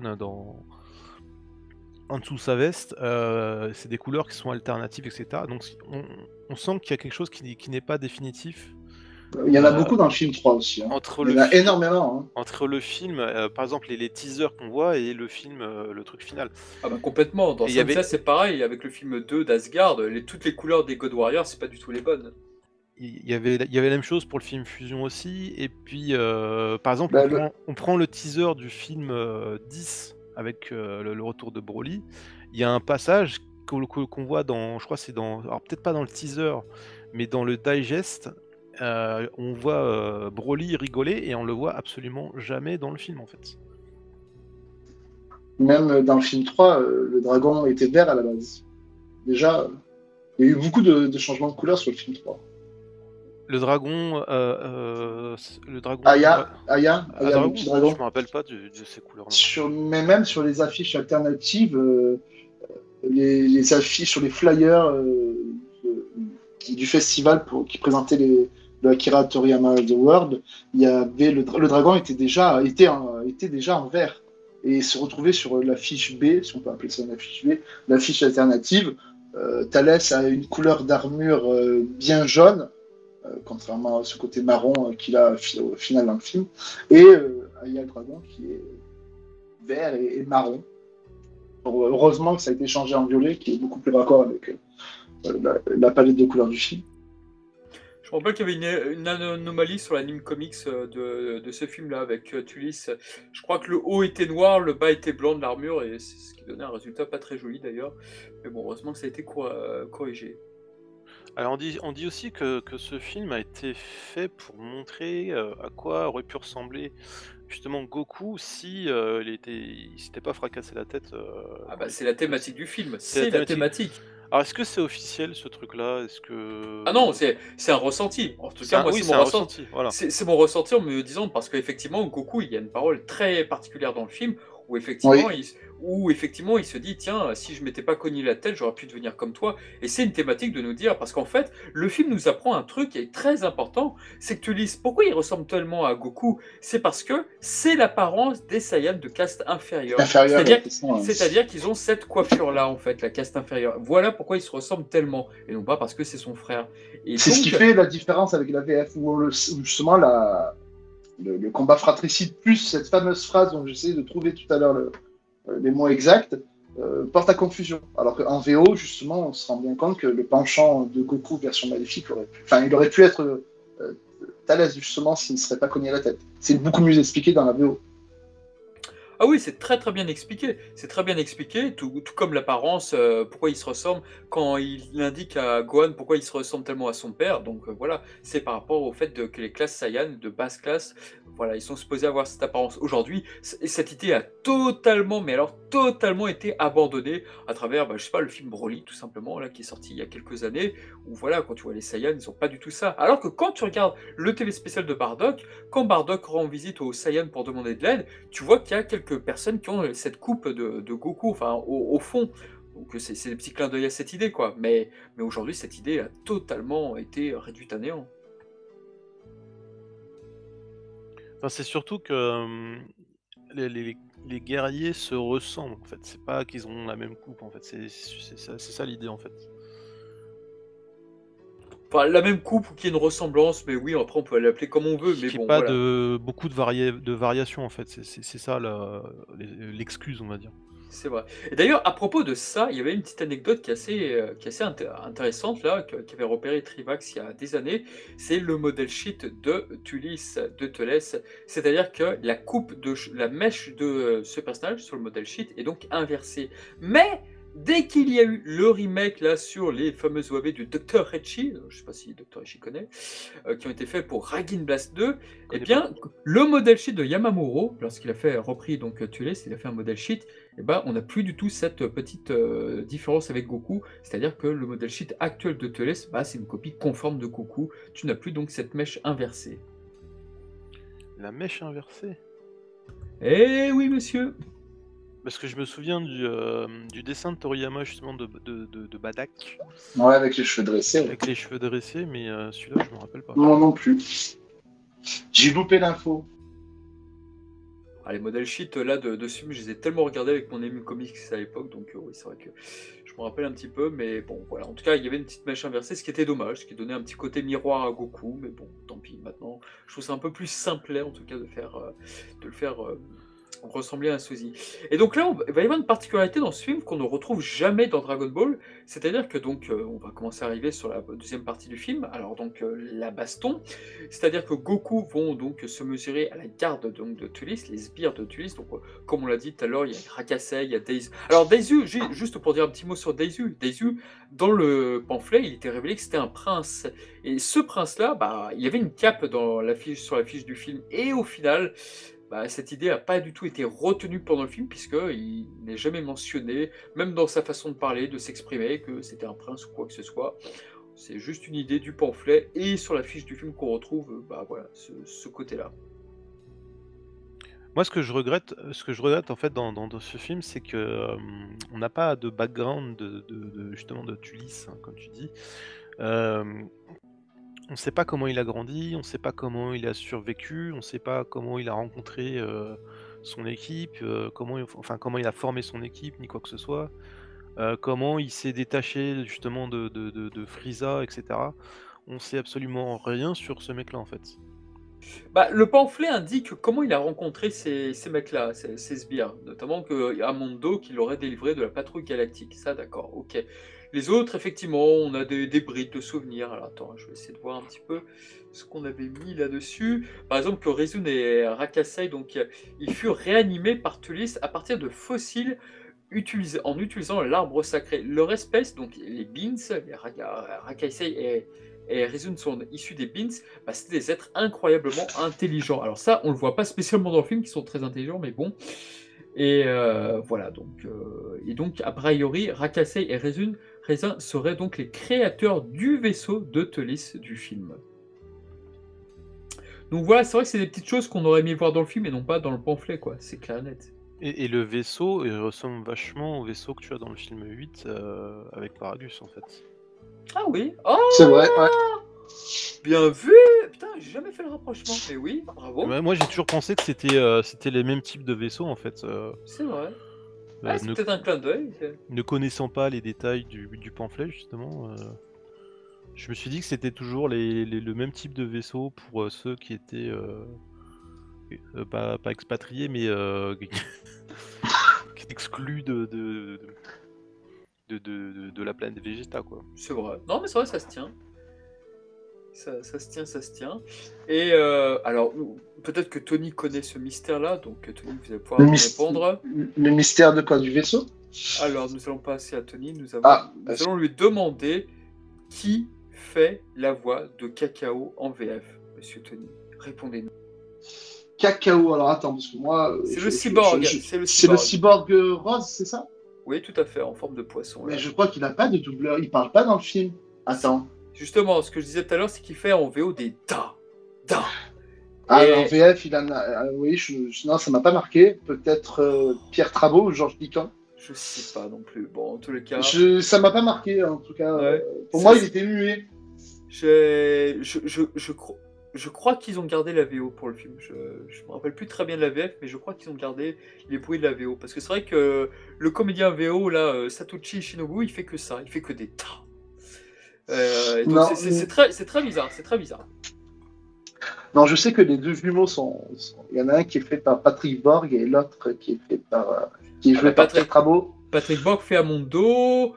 Georges Lican... Oui, Georges... Attends. Non, attends, Non, Georges non, Dican, non. il fait... Non. Comment il s'appelle Daisu, il est doublé par... Merde, comment il s'appelle? Philippe Ariotti. C'est Philippe Ariotti qui fait lui. Mais oui, c'est Philippe Ariotti. Mais oui, Philippe Ariotti pour Daisu, évidemment. Daizu, c'est qui déjà? Je sais même plus. Les noms, je les connais pas ceux-là. Le gars, il a bien travaillé son sujet. Daisu, c'est celui qui se bat avec face à Goku avec Cacao. Tu te débrouilles très bien pour un terrien. Ah. On va parler en réplique VF parce que sinon il va. Elle est magique, oui, effectivement. Moi, j'étais resté sur les deux jumeaux avec Patrick Borg et Pierre Trabot qui, bon, ils ont eu deux répliques dans le film, mais bon, ils n'ont pas tous beaucoup de répliques en même temps. Mais oui, j'étais resté sur les jumeaux. Oui, effectivement. Belle imitation, Jean-Marc. Il n'y a pas de souci. Et puis il y avait tu te débrouilles très bien pour un terrien. Et puis il y avait aussi Amondo. Vous êtes déplacé pour rien. l'arbre des... Oh, je sais plus ce qu'il dit exactement, mais j'ai toujours adoré son « Vous êtes déplacé pour Mais- rien ». Mais C'est tous. vrai que c'était une époque où Patrick Borg, il savait vachement bien modifier sa voix. Aujourd'hui, c'est plus possible pour lui avec Ouais. le clop, apparemment, mais il savait Ouais, là, c'est vachement bien. dommage. C'est pour ça que j'adore Street Fighter, le film, quand il fait Vega, mes griffes, elles, aiment. C'était quoi déjà son Dr. Ishii, c'était quoi? Ah, j'aime beaucoup les petites souris comme toi. Je sais plus ce qu'il dit à Chun-Li, mais j'adore Patrick Borg. Mais- Je n'ai mais- pas revu le film Street Fighter depuis 1980... Ah, 96. mais c'est un excellent film. C'est un- bon sang. Moi non plus, je sais pas que la dernière fois que j'ai vu, c'était avec le logo manga vidéo, ça remonte à longtemps. Et pourtant, C'est j'ai un racheté, VHS. j'ai racheté la réédition casée, j'ai tout. En j'ai- Blu-ray. Moi j'ai le Blu-ray, je l'avais revu, mais quelle merveille ce film. Ah, je l'ai fait revu. Les films, Mais- les films Fatal Fury, là, ils peuvent se oublier. Ah non, pas le 3, arrête. Merci Tony. Tu peux pas dire ça. Le 3, non. Tu sais que je les ai toujours pas vus non plus, les Fatal Fury. Alors les films Fatal Fury, je les ai découverts sur le tard. Je me rappelle très bien quand je les ai découverts, Tony me faisait « Tu vas voir, la VF, elle est géniale et tout !» Et j'ai jamais vu une VF comme ça de toute ma vie. C'est-à-dire que... Elle était marrante, attends. Ah oui. C'est-à-dire que dans la VO, t'as Mike qui fait « Ah, il est trop beau ce mec-là !» Et en VF, elle fait « Oh, t'as une sale gueule !» Et... C'est vrai, mais Ouais. il y avait un côté caricature, mais franchement, c'est léger quand même. Ou alors le fils de Les Kim, frères. le fils de Kim qui dit à son père « Ah. Vas-y papa, pète-lui la gueule !» Oh punaise, mais qu'est-ce que c'est que ce... Mais Et même qu'est-ce- la fille, l'héroïne, elle est horrible, sa voix elle est horrible. C'est la seule voix qui va pas en fait. Ah, mais Une c'est- voix nasillarde, elle est horrible. Ah mais ce Mais le doublage reste, de il est Fatal bon. Fury. Excusez-nous pour cette petite aparté jeu vidéo, adaptation Super jeu vidéo, film, mais... super film. Regardez le 3 en Blu-ray, il est sorti, on peut le trouver du moins. Moi, j'avais vu quelques extraits parce que j'avais pris la VHS de Samurai Shodown à l'époque. Ah, celui-là, je l'ai pas vu celui-là. L'animation, elle avait l'air déjà pas bonne à l'époque, je pensais que j'ai jamais c'était pas. C'était Laurence Crouzet qui faisait l'antagoniste d'ailleurs, ouais. Oui, je me rappelle. Non. Dans Samurai Shodown, c'était celle qui fait la nana là dans la Team Rocket là. Je sais plus comment ça Ah, s'appelle. je crois que c'était... Ah merde, j'ai longtemps confondu avec Laurence Crouzet, mince. Non, c'est pas Laurence Crouzet, non. Ah, Parce que- c'est une belge alors. C'est pas belge Pokémon. Je sais pas, je me rappelle. Parce que moi, j'avais découvert des extraits en achetant la VHS du film 4 de Saint-Cyr, Lucifer, et là j'avais un extrait sur Macross de You Remember to Love, il y avait aussi sur Ouais, sur parce que Samurai Shodown, Art of Fighting, adaptation, rappelez-vous d'Art of Fighting, mon sang. Il y avait ça, il me semble qu'il y avait Fatal Fury aussi, mais le Oui, premier oui, film. oui. Le Oui, premier le- téléfilm. et- C'est un et- téléfilm, hein, c'est pas un film. Hein. Et par contre, le téléfilm, ils avaient fait un montage Shuriken vidéo sur le film le téléfilm de Fatal Fury. Oh, qu'est-ce que Ah ça me oui. donnait envie de... Qu'est-ce que ça me donnait envie de le Ah, voir. C'est pas quand il courait, Tu quand le il paieras courait. très cher. Rio. Je suis désolé pour ce petit aparté sur adaptation aux jeux vidéo, mais c'était bon d'en parler. C'était une belle Mais époque, mine de rien. Il devrait une les belle époque. ressortir tous ces trucs-là. Là. Moi, j'aimerais bien qu'ils ressortent Samurai Shodown en C'est vrai. DVD ou Blu-ray parce que Ouais, moi j'ai mais- que la VHS et je peux même plus la regarder maintenant. Parce que j'ai C'est plus le vrai magnéto. que j'aimerais bien, moi aussi. Blague à part. Mais pareil pour les Fury. Fatal Fury aussi, mais bon. Bah, c'est la sorti, BF, Fatal Fury. Mais Fatal Fury, c'est En sorti DVD. En Mais DVD, oui, moi je l'ai. Ah bah oui, en 2007. ça vaut plus c'est rien, vieux, ça, quand même. maintenant. Ouais. Moi, Non, je me souviens que ça c'est avait été annoncé à l'époque sur DVD Anime Net Ah bon. et c'était chez Black Box, il me semble. Oui, c'était chez Mais eux, c'est tout à fait. sorti chez Black Box. Oui, tout à fait. Et C'est- Tokyo Babylon est sorti chez eux également. Ouais, Ils c'est avaient moi qui avais- sorti, c'est moi qui avais fait les jaquettes d'ailleurs de Fatal Ils Fury. avaient sorti Mad Bull 34 aussi, quasiment en même temps, ou peut-être Ah. avant ou après, je sais pas. Ah, avant, c'était avant. Je trouve que c'était avant aussi. Ouais. Bref, Bref, ouais. on va revenir un petit peu sur le film de Dragon Ball Z, si vous le voulez bien, même si j'adore cette époque comme vous. Et donc on est en train de dire, donc on était en train de parler des sbires de Tuis. Alors j'étais en train de dire un truc tout à l'heure, mais j'ai pas eu le temps de finir. Donc juste pour raconter quelque chose qui n'arrive jamais dans Dragon Ball, c'est-à-dire que là tu as du 1 contre 1. Tu as une bande, une autre bande, et là c'est du 1 contre 1, ce qu'on voit assez souvent dans Sanseiya, dans Yu Hakusho, dans d'autres. Mais dans Dragon Ball, si vous observez bien, ça n'arrive jamais ça. Vous avez le Toku Sentai et d'un côté, et vous avez la bande de Goku, mais jamais tu n'as du 1 contre 1. Ou alors ça arrive quand face à Ginyu, mais c'est du 2 contre 1, et ensuite Jis versus Vegeta. Mais c'est vrai que les combats en bande, Toriyama ne fait jamais ça. Du coup, le combat, c'est vrai que c'est assez étrange, mine de rien, qu'on y réfléchit bien. Non? Bon, tant pis. Oui, je suis d'accord avec toi. Et au-delà de ça, c'est un film où il y a peu de Kikoa aussi. Il y a beaucoup de combats main nue, d'arts martiaux. On est encore vraiment dans ce côté très estampillé Dragon Ball, comme je disais tout à l'heure. Dont déjà, comme tu disais, il y a chacun qui se bat contre. Enfin, il n'y a pas d'effet de bande, à part Goku quand il se bat contre les 4 ou les 4 sbires. Mais il y a très peu de Kikoa et c'est un bonheur, je trouve, de ce film. D'ailleurs, il y a une belle partie animée par Yamamuro quand Goku se bat contre les 4 persos, les 4 sbires de Tules, c'est ce qui monte dans les arbres. Une superbe séquence par Yamamuro, justement, sans être retravaillé par Shino. Et on a vraiment on a du beau combat menu. Ouais. Les combats sont assez beaux dans ce film, je trouve. Ils sont assez bien chorégraphiés, et d'ailleurs, on peut le dire, c'est vrai qu'on n'en a pas parlé, honte sur moi, mais c'était le seul film pendant très longtemps où il y avait Tenshinhan et Xiaozu, ainsi que Yamcha. C'est ce qui fait la saveur de ce film, c'est qu'ils sont tous. Ouais, ils sont tous là, effectivement, et c'est vrai que Tenshinhan, voilà, moi j'aime beaucoup la chorégraphie de Rakasei et Raizen lorsqu'ils s'en prennent à Xiaozu et Tenshinhan, je l'adore. Tenshinhan esquive le coup, et l'autre, et en fait, tu comprends que l'autre, il visait Xiaozu depuis le début, et tandis que le second, lui, il s'en prend à Tenshinhan. Après, bon, effectivement, il fait le Taioken. Mais c'est con à dire, mais je trouve que cette chorégraphie est juste géniale, quoi. Mais même la chorégraphie du combat de Yamcha aussi, où il se retrouve encore une fois enterré dans la terre, elle est magnifique, ça bouge bien. Même l'autre, c'est hyper dynamique avec où il met en place son réacteur pour amortir sa vitesse. La chorégraphie de ce combat, même c'est un petit combat, il dure quelques plans, mais elle dure 40 secondes, mais la chorégraphie est superbe.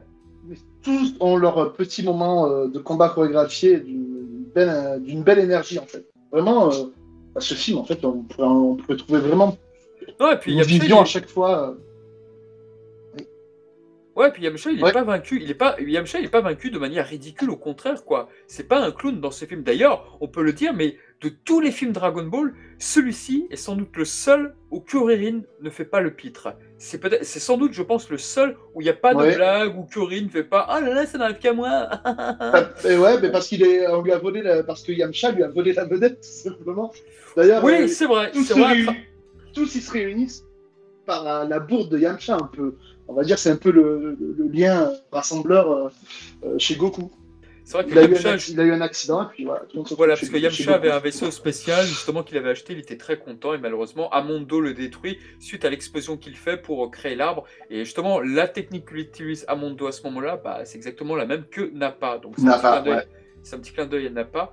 Et du coup, voilà, Yamcha, à un moment, demande dans la VO qu'il le rembourse. Donc bon, personne lui répond, évidemment, il se prend un vent méchant. Et c'est vrai que ce qui pourrait expliquer effectivement pourquoi que Kuririn... D'ailleurs, c'est très intéressant en VO ce qu'ils disent quand Kuririn, Tenshinhan voient les sbires de Tulis. C'est très intéressant parce que voilà, Kuririn se dit, tiens, ils ont les vêtements des... Enfin, il y a un clin d'œil sur le dialogue de Kuririn lorsqu'il voit les hommes de Freezer. C'est-à-dire que les hommes de Freezer, quand il les voit, tiens, ils portent les mêmes vêtements que Vegeta, mais c'est pas des Saiyans. Et il a une phrase assez similaire dans ce film. Tandis que Tenshinhan, lui, il trouve que la puissance est énorme et voilà, ce qui est assez une constance chez ce personnage, hélas. Oui, en VO, parce qu'en VF, Krillin n'a pas cette phrase-là. Oui, je crois que justement, il parle de la puissance. Je vois pas comment on va pouvoir faire pour se débarrasser de ces fripouilles. Enfin, ces fripouilles, voilà. C'est ça, exactement. Il y a le mot fripouille. Et puis on peut dire aussi le rôle de Gohan. Oui, Shonan Gohan qui nous écoute va râler, mais Gohan a un rôle assez particulier dans le film. Qu'est-ce que vous pouvez nous dire sur Gohan? Parce que c'est vrai que son rôle est très différent. Déjà, il se fait un nouvel ami qui va héberger. Enfin, héberger, c'est le fameux dragon qu'il a rencontré dans la forêt. Et qui, en plus, va le prévenir justement qu'il y a un danger dans cette fameuse forêt, etc. Et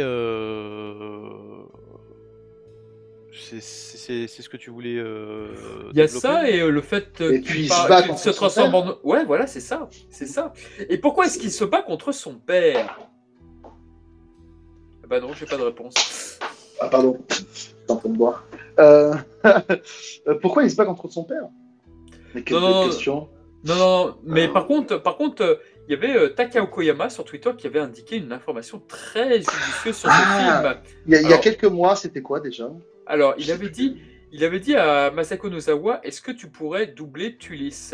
Donc oui, effectivement, je peux le faire et tout, mais par contre, il a fait un pari, Takao Koyama, de créer une scène avec Masako Nozawa interprétant Gohan, Goku et Teles à la fois. Et cette scène, tu l'as effectivement dans la grotte. Tu l'as dans la grotte où tu as effectivement Gohan qui demande à Goku, à son père, de prendre soin des animaux et tout, de la forêt et tout.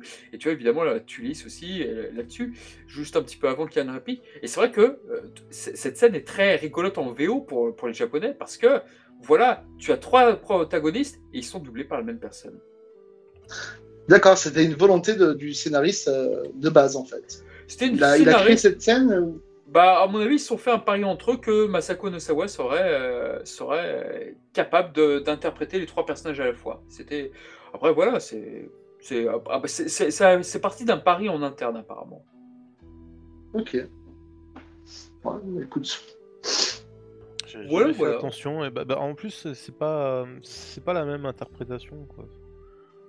D'ailleurs, pour les amis fans de doublage français, sachez que nous avons nous aussi ce truc-là dans le doublage du 10e film, puisque bah voilà, Videl, Trunks, Goten sont doublés par Brigitte Lecordier. Oui, c'est vrai. Ah oui, tout Voilà, l'intro. on a la même chose dans un autre film pour la VF. C'est ça. Il y avait Ah, Thierry Redler pour Broly. Et... Ah, quelle connerie, pardon. Ah non, mais ça me rend fou quand j'y repense à ça. Non, mais il faisait Broly, il faisait le vieil homme aussi. Ouais, il faisait Goku. Il faisait Goku, c'est vrai, ouais. Et puis, je crois que c'est tout. C'est pas mal. En final, sur ce film-là, ils étaient 3 là-bas. C'est dommage. Ouais, c'est vrai qu'il faut pas parler en mal des gens qui ont disparu, mais c'est vrai que Non, chopé à son âme. j'ai jamais beaucoup aimé, effectivement Thierry Redler dans ses rôles sur Non, Dragon Ball et surtout dans Shurato qui a selon moi massacré. Bon, voilà. Alors, sur le début de DBZ, Oh non, Je je trouve peux pas dire qu'il ça. il a fait un travail correct. Je vais pas dire qu'il Ah est, bon, qu'il est correct. excellent, mais sur les films 10 et 11, c'est ça, hein, 10 et 11, moi Ouais. je suis Oui, pas pour fan. Broly, oui. J'ai jamais été fan du tout en fait. Hein. Moi, j'ai toujours trouvé ces interprétations pas naturelles. Vraiment Ah trop non, mais posées, trop. c'est pas ça, c'est qu'en Il n'y avait plus pas de couleur dans sa voix, c'est dommage. il était pas synchro en plus. Ouais, non mais Shurato c'est une catastrophe là-dessus. Putain, ce podcast pas est vu très très basé sur le doublage français, dites donc. Merci, Merde. merci Monsieur Tony, merci. et on Vous va parlez pas enchaîner, d'invité. et on va justement enchaîner avec Frédéric Borali. Ah oui, super Ah, interprétation voilà. de Thalès. Ah super, ah merde, j'allais dire Super Gain n'abandonne jamais, mais non ça c'est Vegeta, mince. Oh là là, pas étonnant que toi, Humbert et moi on se ressemble, on est du même monde. Oh ouais, du même Ah, monde. vous avez- Oh là. Vous avez une queue. Eh oui, c'est comme toi. Ah là là, À un moment donné. Frédéric Borali, pour moi, il a massacré le film 2 de Dragon Ball avec Lucifer. Je trouve que Lucifer, c'est la pire voix qu'on aurait pu lui donner. Ah ouais. C'est très bizarre. C'est très bizarre pour Frédéric Borali parce que je trouve que les 2 seules voix auxquelles il est juste, c'est sur Dabra et sur Mister Satan. Tous les autres, et notamment ceux des films, je n'aime pas du tout ces interprétations et j'aime pas du tout le thème qu'il prend sur. Voilà, c'est ça. Sur Thalès, c'est sur son intonation à certaines phrases où c'est un peu trop pris à la légère. Il y a un côté presque. On rend le personnage un peu ridicule. Mais à part ça, je trouve que quand même, sur Thalès, il est bien. À part justement son côté caricatural qu'il peut avoir dans ses fins de phrases. Sinon, à part ça, je trouvais ça bien. Et d'ailleurs, sur le. Comment on appelle ça? Sur le Shin Zetsumetsu Kekaku, là, qui était justement doublé en français, il me semble que c'est Patrick Borg qui le fait. Hein. De quoi? Quel film? Vous pouvez dire donner le titre en français, s'il vous plaît? Ouais, parce que. Le nouveau plan pour détruire les Saiyans. Ah le Docteur Ishii, là, les 2 soirées de Docteur Ishii? Non, le remake. Ouais, Ah, j'ai pas vu la VF. Il me semble que Moi, c'est j'ai vu Patrick la Borg, VF, j'ai vu qu'une fois. Sur quoi? Sur Thalès? Ouais, sur la voie de Thalès. Ouais. J'ai tellement pas aimé ce remake que du coup, je l'ai pas gardé en mémoire. Ah, moi m'en je l'aime rappelle pas plus. non plus, mais enfin, il y a juste un truc que j'aime pas dans ce truc-là, mais la barbe. Mais sinon, ouais, la VF est correcte, hein, au niveau de. Mais la VF du film 3, je trouve qu'elle est très très correcte. L'adaptation, elle est bonne. Pour moi, L'adaptation, l'adaptation, des non. textes sont naturels.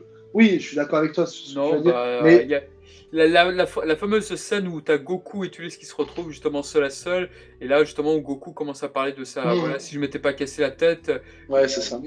la phrase ne veut rien dire, et je crois que ça crée Non, beaucoup je suis d'accord avec toi. d'ambiguïté, les ambiguïtés sur Tulis, sur machin. T'as les chiffres de combat qui ont tout été supprimés. Non, pour moi, C'est un problème de pour moi, c'est traduction. en termes de traduction, pour moi, c'est un des En plus termes de mauvais films. traduction, je suis d'accord avec toi. En termes de traduction, l'adaptation, elle est quand même bonne. C'est assez fluide. Les phrases sonnent plus ou moins bien. C'est au niveau de la traduction. C'est différent, la traduction. Ah oui, je suis pas en train de dire que le jeu de comédien est mauvais. Non, le jeu de comédien, encore que je parle de Morali, l'écriture. voilà Je parle quoi. d'écriture, moi. Je parle d'écriture de l'adaptatrice, qui est plus ou moins bon. C'est la traduction qu'on lui a donnée, elle a retravaillé. Je pense pas que l'adaptatrice, elle soit aussi la traductrice, en fait. Enfin, après, bref. ça, c'est un truc qu'on saura pas, mais... Ou alors, Après, faut se mettre aussi dans le contexte de l'époque. Hein. C'était des scripts anglais, En anglais. la plupart du temps. Ils connaissaient Tout à pas fait. non plus l'univers de Dragon Ball, etc. Donc ils faisaient vraiment au mieux, quoi. C'est vrai. Donc il faut... il y avait pas de budget qui était alloué, on va dire, pour pousser le truc un peu trop loin. La Sophie se foutait un peu du produit, quand même. Très bien. Et pour reparler donc du film ensuite, il y a tout à l'heure je disais que le storyboard était de Shigehatsu Yamauchi, mais moi je pense qu'il a fait plus que ça parce que on retrouve une de ses marques de fabrique, les ellipses. C'est-à-dire qu'on a pas mal d'illustrations. Non, tu avais une illustration, tu voyais Gohan Ozaru justement, et tu voyais Yamcha, tu voyais d'autres combattants pendant ça, ce qui était du très bel effet. J'aurais aimé voir ça dans le film.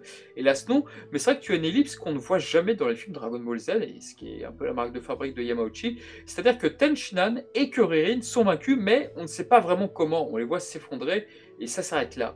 Et ça, c'est vrai que c'est là où tu te dis, Yamauchi, il a commencé à arriver effectivement avec les sbires de Freezer, avec les épisodes de Zabon et de Doria, puisque il réalisait à chaque fois les épisodes les concernant.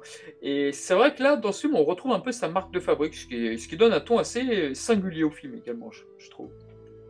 Un peu comme dans Sanseiya avec l'ennemi qu'on sait pas comment il a été tué, quoi. Quel ennemi dans Sanseiya ? Alors c'est pas Misty, mais c'est je sais plus, je crois que c'est le Cerbère ou un truc comme ça. Astérion, c'était dans le manga, c'est dans le manga. Dans Sanseiya, tu retrouves ces ellipses-là quand, par exemple, sur le second film de Asgard, t'as beaucoup d'ellipses dans le film Asgard, et dans le film Broly, le film 8, effectivement, t'as beaucoup d'ellipses également, pour t'indiquer que la bataille se passe vraiment pendant plusieurs heures, quoi. Et c'est vrai que c'est vraiment c'est là où je me dis vraiment que ce film est très Yamauchi, en fait. Et pourtant, alors qu'il n'est juste co-storyboard, quoi. Enfin, c'est déjà pas mal. Bon, il a peut-être été assistant aussi, il a peut-être assisté Daisuke Michio aussi, hein, à la réalisation, on ne sait pas. Hein. C'est vrai.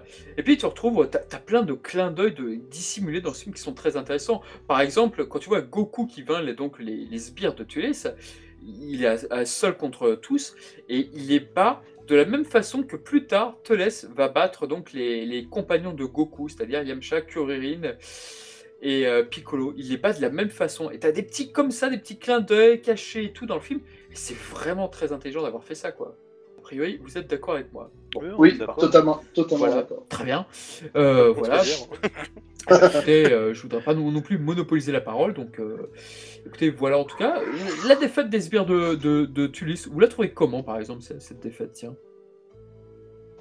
On va dire qu'on a un Goku qui d'un seul coup s'énerve et qui met tout le monde par terre, quoi. Alors que les autres, ils ont eu du mal. Grâce au Kaioken. Non, il n'est pas au Kaioken à ce moment-là. C'est pas le Kaioken. Hein. Ah bon, il se met en aura? L'aura est rouge. Si, il se met en Kaioken, arrêtez. Mais furtivement. Non, il dit. Non, je vois pas cette image-là, moi. Il dit laissez-moi, je crois, à un moment donné. Oui, non. Non, attention. Ça, c'est contre Daizu et Kakao, effectivement. Moi, je te parle quand il se les fait tous après Goku. Ah oui, il fait exploser les scouters des sbires, d'ailleurs. C'est pas ça. Oui. Comment? Il fait exploser tous les scouters à ce moment-là. Oui, le voilà, et sbire. c'est en faisant Et- effectivement furtivement le Kaioken, tout à fait. Oui, voilà, c'est une petite aura, c'est tout. Il n'a pas les cheveux rouges, tout ça.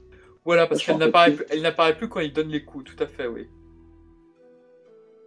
Ah non, mais moi, justement, je trouve que c'est une belle séquence. Justement, comme je l'ai souligné tout à l'heure, c'est une séquence faite par Yamamuro. Et oui, c'est cette séquence-là où il monte dans l'arbre après à se battre contre Thalès, on est d'accord, hein, si les souvenirs sont bons. Oui, tout à fait, c'est ça, c'est ça. C'est une très belle séquence. Bon, il s'énerve, mais non, hein, je suis d'accord avec toi. C'est une belle séquence. Et d'ailleurs, il y a une particularité sur cette scène. Il y a une particularité. Il y avait un Japonais sur Twitter qui avait trouvé, entre guillemets, une... Comment dire ça?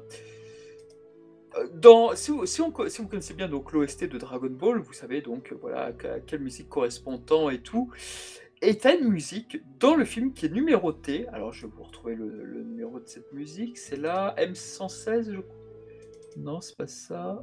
Mince, je suis pas dans le bon film. Zut, je suis dans le film 4, n'importe quoi. Le film 3, c'est celle-ci. C'est laquelle? C'est la... Non, c'est la... C'est la M18, la M10-18.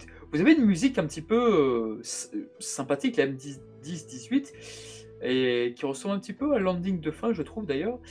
Non, pas du tout, en fait, je dis une bêtise. La M10-18, et cette musique, elle n'apparaît pas du tout dans le film. Donc les gens ils se sont dit, mais tiens, pourquoi il y a cette musique et à quel moment on l'entendait? Et t'as un fan japonais qui a mis cette musique au moment où Goku donc, combat donc, les sbires de Tulis. Et en fait, là, tu comprends que cette musique, elle a été supprimée du film. Tu comprends que cette musique, en réalité, elle devait accompagner ce passage et ils l'ont retirée. Et honnêtement, c'est vrai que elle est synchro quand tu la mets sur cette scène où Goku se bat et qu'en parallèle, tu as Piccolo qui se bat contre Teles. Effectivement, c'est raccord, mais elle a un petit côté positif qui fait que elle donne une drôle d'impression en fait. Et personnellement, je suis content qu'il l'ait supprimée. Voilà, c'était le petit secret du film. C'est une musique qu'on retrouve dans les premiers jeux Sparking, en fait, Ah oui dans les menus, Oh. dans la version japonaise. Hein. C'est quand c'est dans les menus principaux. Ah oui, c'est vrai, c'est vrai. Ah, bien sûr, si vous n'avez pas joué à la version japonaise, vous savez pas de quelle musique on parle. Et je vois que Dragon Ball Cast a mis cette musique avec justement le passage en question. Comme c'est étrange. Quel passage en question? Je t'ai perdu là, pardon. Je vois que la chaîne YouTube Dragon Ball Cast a mis justement cet extrait avec la musique en Ah oui, question. oui, je l'avais mise. Oui, je l'avais mise, il me semblait. Oui, Comme c'est étrange. oui, bah, je l'avais mise. Bah, j'étais tellement content de cette découverte de ce fan japonais, j'ai fait tiens, oui. Ah, mais j'étais pas du tout au courant. Mais je trouve que ça va pas du tout avec. Alors, t'es d'accord avec moi? Ça va Je pas? suis d'accord. Ouais. Moi non plus, je vois pas de quoi vous parlez en fait. La M18, c'est une musique un peu joyeuse, non? Avec un peu d'entrain. C'est celle qui fait Ouais, c'est ça. c'est ça? Ouais, c'est ça. Bah Oui, tiens, c'est Et exactement ça. elle a été remplacée par laquelle? Du coup, Non, bah, non, mais y a il n'y avait pas de musique. musique en fait. Il y a Y plus pas de musique, c'est ça, hein. le truc. Ils l'ont Bah, supprimé. c'est plutôt une bonne chose. Heureusement, j'ai envie de dire. Et vous, dites-nous dans les commentaires si vous pensez que ça allait bien ensemble ou pas du tout. N'hésitez pas. Oui, voilà, la musique retirée. Oh, elle date de 3 ans, cette... Oui, c'est ça, voilà. Bah, bravo. Oui, c'est vrai. Et c'est vrai que la musique s'endurcit quand Piccolo... Bah, on va peut-être aussi parler de Piccolo, du cas de Piccolo dans le film après. Parce que Piccolo, c'est vrai qu'il échoue tout. Alors déjà, il y a il y a beaucoup Yamauchi fait souvent des règles de 3. Il y a beaucoup de situations qui arrivent 3 fois dans ses films et tout. C'est le cas avec les films Sanseiya. Mais là, effectivement, Piccolo intervient 3 fois face à Tulis et malheureusement, à chaque fois, il échoue. Finalement, il est vraiment présent au niveau de la réal quand même. Ah, il est très présent. Par contre, Il j'ai est toujours eu très un... très présent au final. Hein. Oui, par contre, moi, j'ai toujours eu un problème avec Piccolo quand il arrive devant Gohan. J'ai toujours eu un problème avec la façon dont est dessiné son nez. Je ne vois que ça, personnellement. Ben, c'est du Maeda, hein, je crois. Je sais Sur- pas si sur c'est du ce Maïta, moment-là. mais je déteste le nez lorsqu'il s'affiche devant Tulis. Je n'aime pas du tout ce dessin. Ouais. Mais même devant la cascade, quand il est en pleine méditation, il a pas un très très joli nez non plus. Hein. Ouais, Je trouve que beaucoup de plans de Piccolo dans ce film-là sont assez ratés. À part c'est vrai. la partie où c'est Sato qui travaille dessus, où justement c'est dans le combat final contre Thalès, où il est plus ou moins bien dessiné. Mais je suis d'accord avec toi, sur beaucoup de plans, le nez est raté totalement. Et ça me refait penser justement aux modifications qui avaient été faites aux États-Unis quand Gohan est attrapé par la mâchoire. Ah mon dieu. Ah, c'est une blague. Mon Dieu, je l'avais presque oublié ce passage. On en avait parlé dans un précédent podcast Oui. et là vous avez parlé de ça m'est revenu direct quoi. Donc C'est fou. faut pas l'oublier ce truc-là, ce détail. Ouais. Parce que C'est juste C'est n'importe encore- quoi ce qu'ils ont fait. C'est pire que le dollar pris par Olo bon quand il est poisson ou la culotte de Goku, quoi. ou le sang vert dans Saint Seiya aussi. Ou le sang vert. Ah, je suis pas au courant. Ah, ils avaient mis du sang vert dans Saint Seiya. Du sang bleu, du sang bleu, du sang bleu, s'il vous plaît. Ouais, vert N'insultez bleu. N'insultez pas cette censure, s'il vous plaît. Parce que, non, c'est comme le point de doublage américain de Dragon Ball Z là, avec Vegeta. Je vais t'envoyer dans une next dimension, dans une autre dimension. Another dimension, oui, c'est ça. Vegeta dit toujours Another dimension. Je trouve ça trop marrant, quoi. Ah, parce que vous avez déjà regardé DBZ en anglais. Ah, j'ai regardé des extraits. D'accord. En tout cas, je crois que le premier DVD qui est sorti aux États-Unis, c'était le film 3, justement, non? Je crois que c'est un des premiers films à être arrivé en DVD. C'était édité chez Funimation, hein. Non, Non. chez Pioneer. C'était Pioneer qui avait. Pionnier, tout à fait, ouais, tout à fait. J'avais le Ouais. DVD, je crois, justement. Je crois qu'on voyait cette jaquette avec. C'est une très belle jaquette, je crois. Avec l'arbre, justement, l'arbre sacré. Et Et il y a- deux personnages de profil. Et justement, dans le box qui réunissait les trois films, donc Ouais. t'avais cette version-là, et tu voyais le Goku adulte sur le nuage, sur une espèce d'artwork que tu voyais d'habitude, mais sur Goku petit en fait. Je sais pas si tu vois de quelle Non. illustration Non, parce que j'ai jamais vu ce coffret-là, ça me dit rien. Le coffret que tu parlais tout à l'heure de Ouais, chez ouais, Quincy, là. c'est exactement le coffret parce qu'ils ont. C'est le contenu de chez Pioneer qu'il y a dedans en fait. Je vais essayer de te retrouver ça. Ça marche, je suis curieux. D'ailleurs, un Ok, box. ok. Pour revenir au film là-dessus, ce qui est intéressant aussi, c'est que quand on regarde de plus près, Goku, il a un niveau déjà presque supérieur déjà au sbire de Teles, supérieur à Teles sur la première partie. C'est vrai que dans ce combat-là, dans ce film-là, c'est vrai que Goku est peut-être un peu trop puissant en fin de compte. Apparemment, ils sont d'accord avec moi. Bon, Goku très trop bien. puissant, non, moi je suis pas d'accord parce que Oh. Goku il galère quand même pas mal. Hein. Ouais, on le Bah, sent face quand même en difficulté quand même. Face à Jusqu'au Gohan, oui, combat tout à fait. final. Même jusqu'au combat final, même s'il a toujours Non. l'ascendance sur lui, c'est dans un dernier espoir qu'il arrive à retrouver la foi et l'énergie pour le battre, mais je le trouvais quand même en sale état quand même. Bah non, mais ça justement, mais j'allais y revenir, mais c'est-à-dire que Tulis, justement, il utilise donc le pouvoir de la pomme, mais sinon, Oui, l'énergie, oui. mais c'est vrai, sinon, dans son potentiel tel qu'il apparaît sur Terre, Goku Oui, il est semble moins le bon. dominer. Oui, il est quand même il a plus de suprématie Goku que tu laisses, que Thalès. Ah merde. D'ailleurs, j'aime beaucoup la scène où justement Goku, tu vois, Tulis est en train d'esquiver les coups de Goku en mauvaise difficulté là, et c'est vrai que j'aime beaucoup cette scène où il prend le fruit et puis la musique qui arrive derrière. Ah, J'ai une surprise pour toi, regarde. regarde. Oh là là là là. Et puis Et t'as ce petit sourire narquois là, il est. le cette sourire, scène est géniale. cette scène est géniale, la musique est géniale. Et puis il y a un truc qui est très intéressant. Là encore, ça fait référence à un épisode de Yamauchi, décidément. Mais c'est-à-dire que quand les muscles de Telis se Ouais, transforment c'est sûr que suite donc du coup à la pomme, eh bien c'est la même façon dont justement Zabon se transformait, c'est-à-dire les cuisses, le torse et tout. Super gonfler et tout. scène. Ah, elle est Super scène, très, très bien belle, cette animée. scène. D'ailleurs, l'animation a été Magnifique. confiée à un des meilleurs animateurs sur cette scène-là, sur cette petite portion de 1 minute. Je crois qu'elle est faite par Katsuyoshi Nakatsuru. Putain, j'arrive même plus à le dire. Et justement, cette scène-là, il y a un soin particulier qui a été amené à partir du moment où les muscles se gonflent. Et au moment où il croque moi j'adore ce passage où tu vois la petite langue qui sort de la bouche de Thalès au moment où il croque. Il y a Ouais, ce ça- petit détail-là qui est. C'est clair. Ah, j'aime beaucoup cette scène. Et puis bon, jusqu'au regard final, cette bataille de regard qu'il y a entre les deux, quoi. Bah c'est du western, hein, c'est du premier qui tire, il a Il y a gagné. Quoi. beaucoup de références au western dans ce film. Autre que la scène de fin? Ah bah la scène Moi, de j'ai- fin, c'est du Sergio Leone, justement. La Oui, scène voilà, de fin, c'est c'est le ça, premier mais- qui dégaine. Et puis surtout, à un moment, t'as le bras de Goku qui tremble et tout. Et c'est vraiment du western. C'est le premier qui dégaine en premier, quoi. C'est totalement ça. Ouais, mais tu disais que ça peut. Oui, je vois. Enfin, tu disais qu'il y avait aussi d'autres références dans le film, autre que cette scène-là. Dans cette Tu vois, scène-là, tu pensais à quoi? je pensais à la scène dont on parle en ce moment, là, justement. Où Ah, il d'accord, se- ok. Ou avec la manière dont ils se regardent, justement.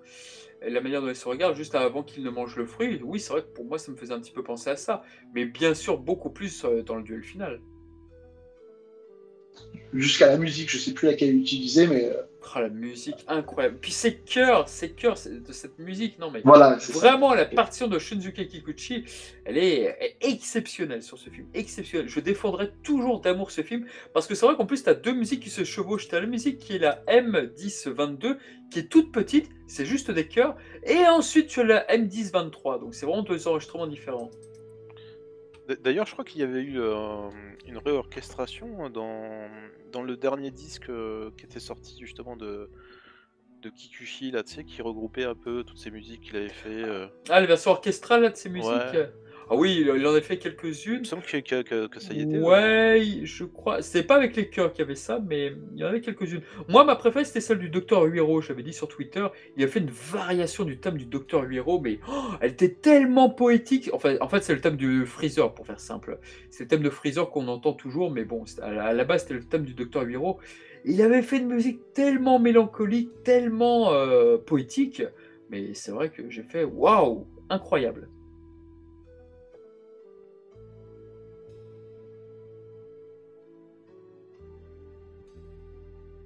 Et c'est incroyable pour nous aussi. Voilà, c'est beau. Je suis toujours en train de chercher l'illustration Quelle illustration? du box DVD HK. Ah, très bien. Et moi, j'étais en train de regarder les musiques. J'essaie de trouver les musiques par les Charles Live. Très bien. Désolé. C'est magnifique, tout le monde fait autre chose. Très bien, donc moi je vais commencer à meubler. Donc là, ce qui est très intéressant, c'est donc voilà, Tulis renverse la situation à travers donc le fruit qu'il mange. Donc, en fait, c'est pas courant qu'un ennemi augmente son potentiel en plein film. C'est-à-dire que tu as des transformations pour ça, donc comme pour Kula, pour Couleur et tout, par exemple, et tout, donc pour renverser la situation. Mais là, c'est pas un effet externe, c'est-à-dire que ce pouvoir, il ne l'avait pas avant le film. Donc il y a deux trois petits trucs comme ça qui sont intéressants quand même, qui changent la donne, si je puis dire. Oui, ça appuie sur le fait que finalement, c'est un guerrier de rang inférieur jusqu'au bout, quoi. Il a besoin de cette aide extérieure Complètement. pour se mesurer finalement à Goku qui est le guerrier, le Saiyan des Saiyans, quoi. On peut faire un parallèle avec la drogue, vous pensez pas? Quelque part, il triche. Hein, Ah ouais, bah, d'où la drogue. Totalement. Exactement, il triche. Donc on a une très très belle chorégraphie où justement où Tulis comprend le pas sur Goku, et c'est vrai que la manière dont il se déjoue du Kaioken, avec ses petites pirouettes et tout, c'est excellent, je trouve. La chorégraphie, puis à la fin évidemment où justement il met Goku à terre, moi j'aime beaucoup en tout cas. Et le storyboard, justement, la mise en scène, justement, cette séquence-là dont tu parles, là, ça montre encore que le storyboard était encore très puissant de la part de Yamamoshi. Justement, ce système de pirouette, on comprend pas bien à la première vision ce qui se passe d'ailleurs, ça va tellement vite. Exactement, c'est vrai que ça va très vite et Goku peine justement à rattraper la vitesse de Tulis malgré tout, et non, c'est vraiment très très bien foutu. C'est un bel Le choix. meilleur film, c'est tout. Il n'y a rien d'autre à dire. Alors c'est vrai qu'on a pris un peu de retard, on va peut-être bientôt devoir conclure, mais c'est vrai que là on a un truc qui fait typiquement Sensei qu'on ne verra presque jamais dans Dragon Ball, c'est-à-dire que Goku prépare son Genkidama et donc ses amis vont lui permettre de gagner du temps. Alors généralement quand ça arrive pour gagner du temps, tu as une personnage, sur Terre tu as Gohan qui essaie de gagner du temps face à Vegeta, sur Namek c'est Piccolo qui fait un coup de pied, sur la planète des cailloux, c'est Majin Buu qui essaie de gagner du temps, puis ensuite Vegeta, mais t'as jamais toute une équipe, toute l'équipe Z, t'as jamais ça. Et c'est vrai que dans ce film-là, tu dis, ça paraît logique quand tu le vois, quoi. Mais c'est vraiment du plus bel effet, puis t'as la musique qui l'accompagne, très solennelle, comme le disait Tony tout à l'heure, elle est vraiment du plus bel effet, et c'est vraiment un must, une belle réussite. C'est vraiment ce qu'ils pouvaient faire de mieux en attendant le groupe habituel, j'ai envie de dire, des Saiyans, enfin des 4 Saiyans qui arrivent après, quoi. C'est vraiment de proposer la Team Z, la team de Dragon Ball, j'ai envie de dire, contre un ennemi avec des sbires, etc. Et c'est vraiment Tout à fait. proposer un ennemi qui vient, enfin une menace qui vient de l'extérieur, avec des enjeux, enfin quelque part des enjeux. Ouais, bah ça respire les premiers enjeux qu'on peut ressentir au début de l'arc des Saiyans. On est vraiment dans quelque chose de très ancré au niveau de Freezer, au niveau des musiques, au niveau des coupes de cheveux de Gohan, tout ça. On est vraiment dans l'époque de Freezer, mais on reste encore dans l'avant Freezer, dans ce qui était Dragon Ball avant Freezer, avec une collectivité qui existe beaucoup moins à partir de Freezer et après. Et justement, ce film, c'est un des derniers films où on a ce côté très Dragon Ballesque, en fait. Avant qu'il y ait tous ces côtés super guerriers, Super Saiyan, Super tout guerrier. ça. Oh, super Ah là là, guerrier. c'est Oh les là automatismes, les gars, désolé. là. Oh là là là là. 2022. Tu regardes Tony. trop la VF. Hein. Je regarde que On la a parlé VF, beaucoup de c'est VF là dans le ce problème. podcast, en tous les cas. Mais Oui, je suis désolé. Mais il n'y a pas de souci. Mais quoi qu'il en soit, ça j'avais appris avec DB Time, ça j'étais pas du tout au courant. Mais c'est vrai que Goku n'échange jamais avec Xiaozu. Et c'est vrai que dans ce film, quand Xiaozu lui dit, je crois qu'en VF, il dit courage. Et c'est vrai que Goku lui répond pas. Il n'y aura jamais eu de dialogue entre Xiaozu et Goku. Et Pas même, mal. où Goku a un mot pour tous ses compagnons, rien pour Xiaozu. C'est Ah dingue. ouais. Alors que dans la série, oui, je crois qu'il le mentionne contre Nappa. Dans la série, Oui, il le mentionne. Oui, il le mentionne. Il le mentionne. Ah oui, ouais. mais tu parles de dialogue entre les deux. Ouais. De dialogue entre les deux, tout à fait. Donc moi, voilà. J'ai une question pour toi, Tony. Allez, Tony. Pour revenir au tout Dis-moi, début. Tsuraichi. Pour revenir au tout début du podcast. Ça n'a rien à voir avec le film Thalès. C'est dommage. Est-ce que tu nous feras une jaquette Est-ce que tu nous feras une jaquette du film Super Heroes version AK vidéo? Ah, attends, c'est quoi ta requête? Je l'avais pas déjà faite. Justement, cette jaquette. Non, le dernier film là qui est sorti au Japon là. Le Super Ah, Heroes. Super Heroes. Ah, Ouais. si tu veux que je le fasse en mode VHS, Est-ce AK, que ouais. le mec qui vit encore à l'époque des années 90. Oui, bien sûr, je peux te faire ça avec plaisir. Ça m'amuse, ouais, si tu veux. Il n'y a pas de problème, tu me diras juste lequel artwork utiliser, je le ferai avec Ah plaisir. mais tu fais ce que tu veux, après tu nous montres. Hein. Et moi j'attends toujours la jaquette pour le box Blu-ray des films Dragon Ball Z. Ah oui, c'est vrai. Ah oui, parce que ça, Ouais, c'est vrai que j'aimerais bien ça pour le coup. Ouais, malheureusement, ouais, je n'aurai pas le temps. En ce moment, je suis un peu accaparé par mon travail. Si t'auras le temps, mais si. Et par autre chose, donc vous aurez un peu plus d'infos plus tard, on va dire. Mais Voilà, ouais, j'espère le faire. Donc Tony Un jour travaille peut-être. sur un projet, mais bon voilà, On n'en parlera pas plus. On Voilà. vous le dévoilera. mais en À tout chacun cas, de trouver. un projet la peut-être sur vérité. Dragon Ball. On a peut-être tous sur des quelque projets chose. dans la vie. Exactement.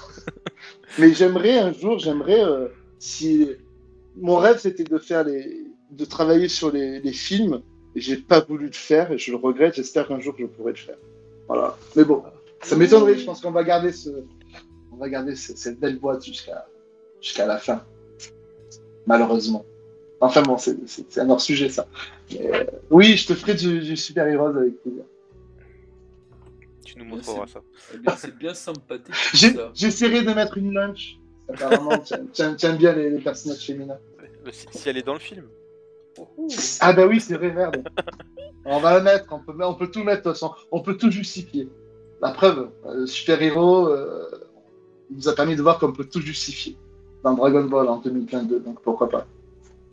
Enfin, je dis peut-être trop de spoil, là. Je vais trop dans le spoil. Après, Charles Ouais, il enfin, va- après, attends aussi que le film soit sorti. Mais... J'espère en juillet, si on suit. Ça, on revient vraiment sur le début début du podcast. On va revenir sur les news. Effectivement, on revient doucement. En tout cas, voilà pour ce film 3 de Dragon Ball Z qui nous tenait véritablement à cœur. Et c'est vrai qu'on a une petite scène rigolote, effectivement, à la fin, où tu vois donc les personnages sourire suite à ça, où Goku indique bien que voilà, ils se ressemblaient physiquement, mais pas du tout mentalement. Donc, c'est ça. Ah, Ouais. et s'ensuit l'un des endings de fin que je déteste le plus. Alors, c'est très Pareil. Je déteste cet ending. Dragon. Non, il est vraiment pas en rapport avec tout ce que nous a montré le film. Musicalement en plus. En fait, les films que j'aime moyen, c'est bizarre, j'adore les endings, et les films que j'adore, généralement les endings, je sais pas, ouais. Déjà, voilà. on voit pas Gohan de face, c'est un véritable problème.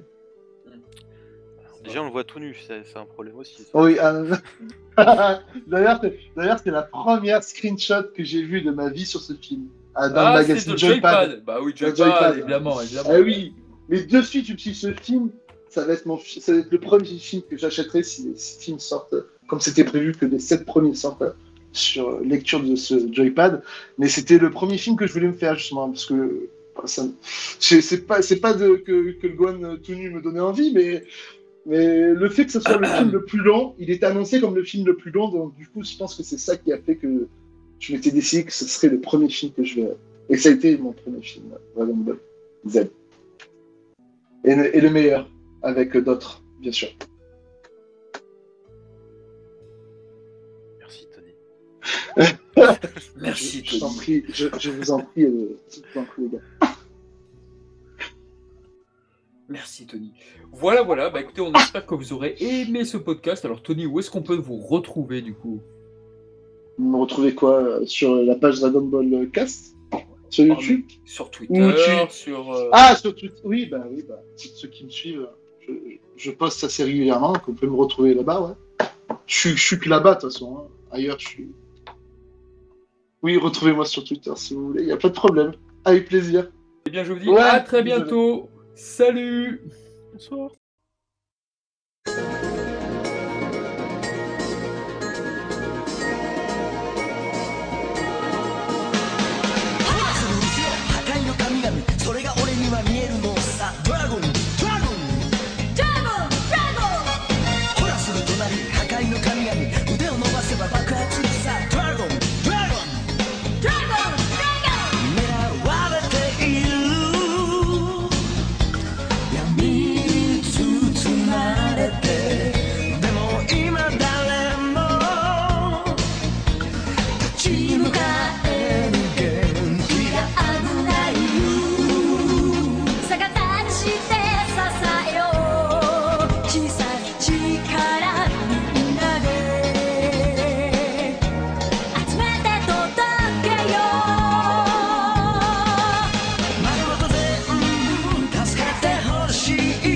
丸ごと全部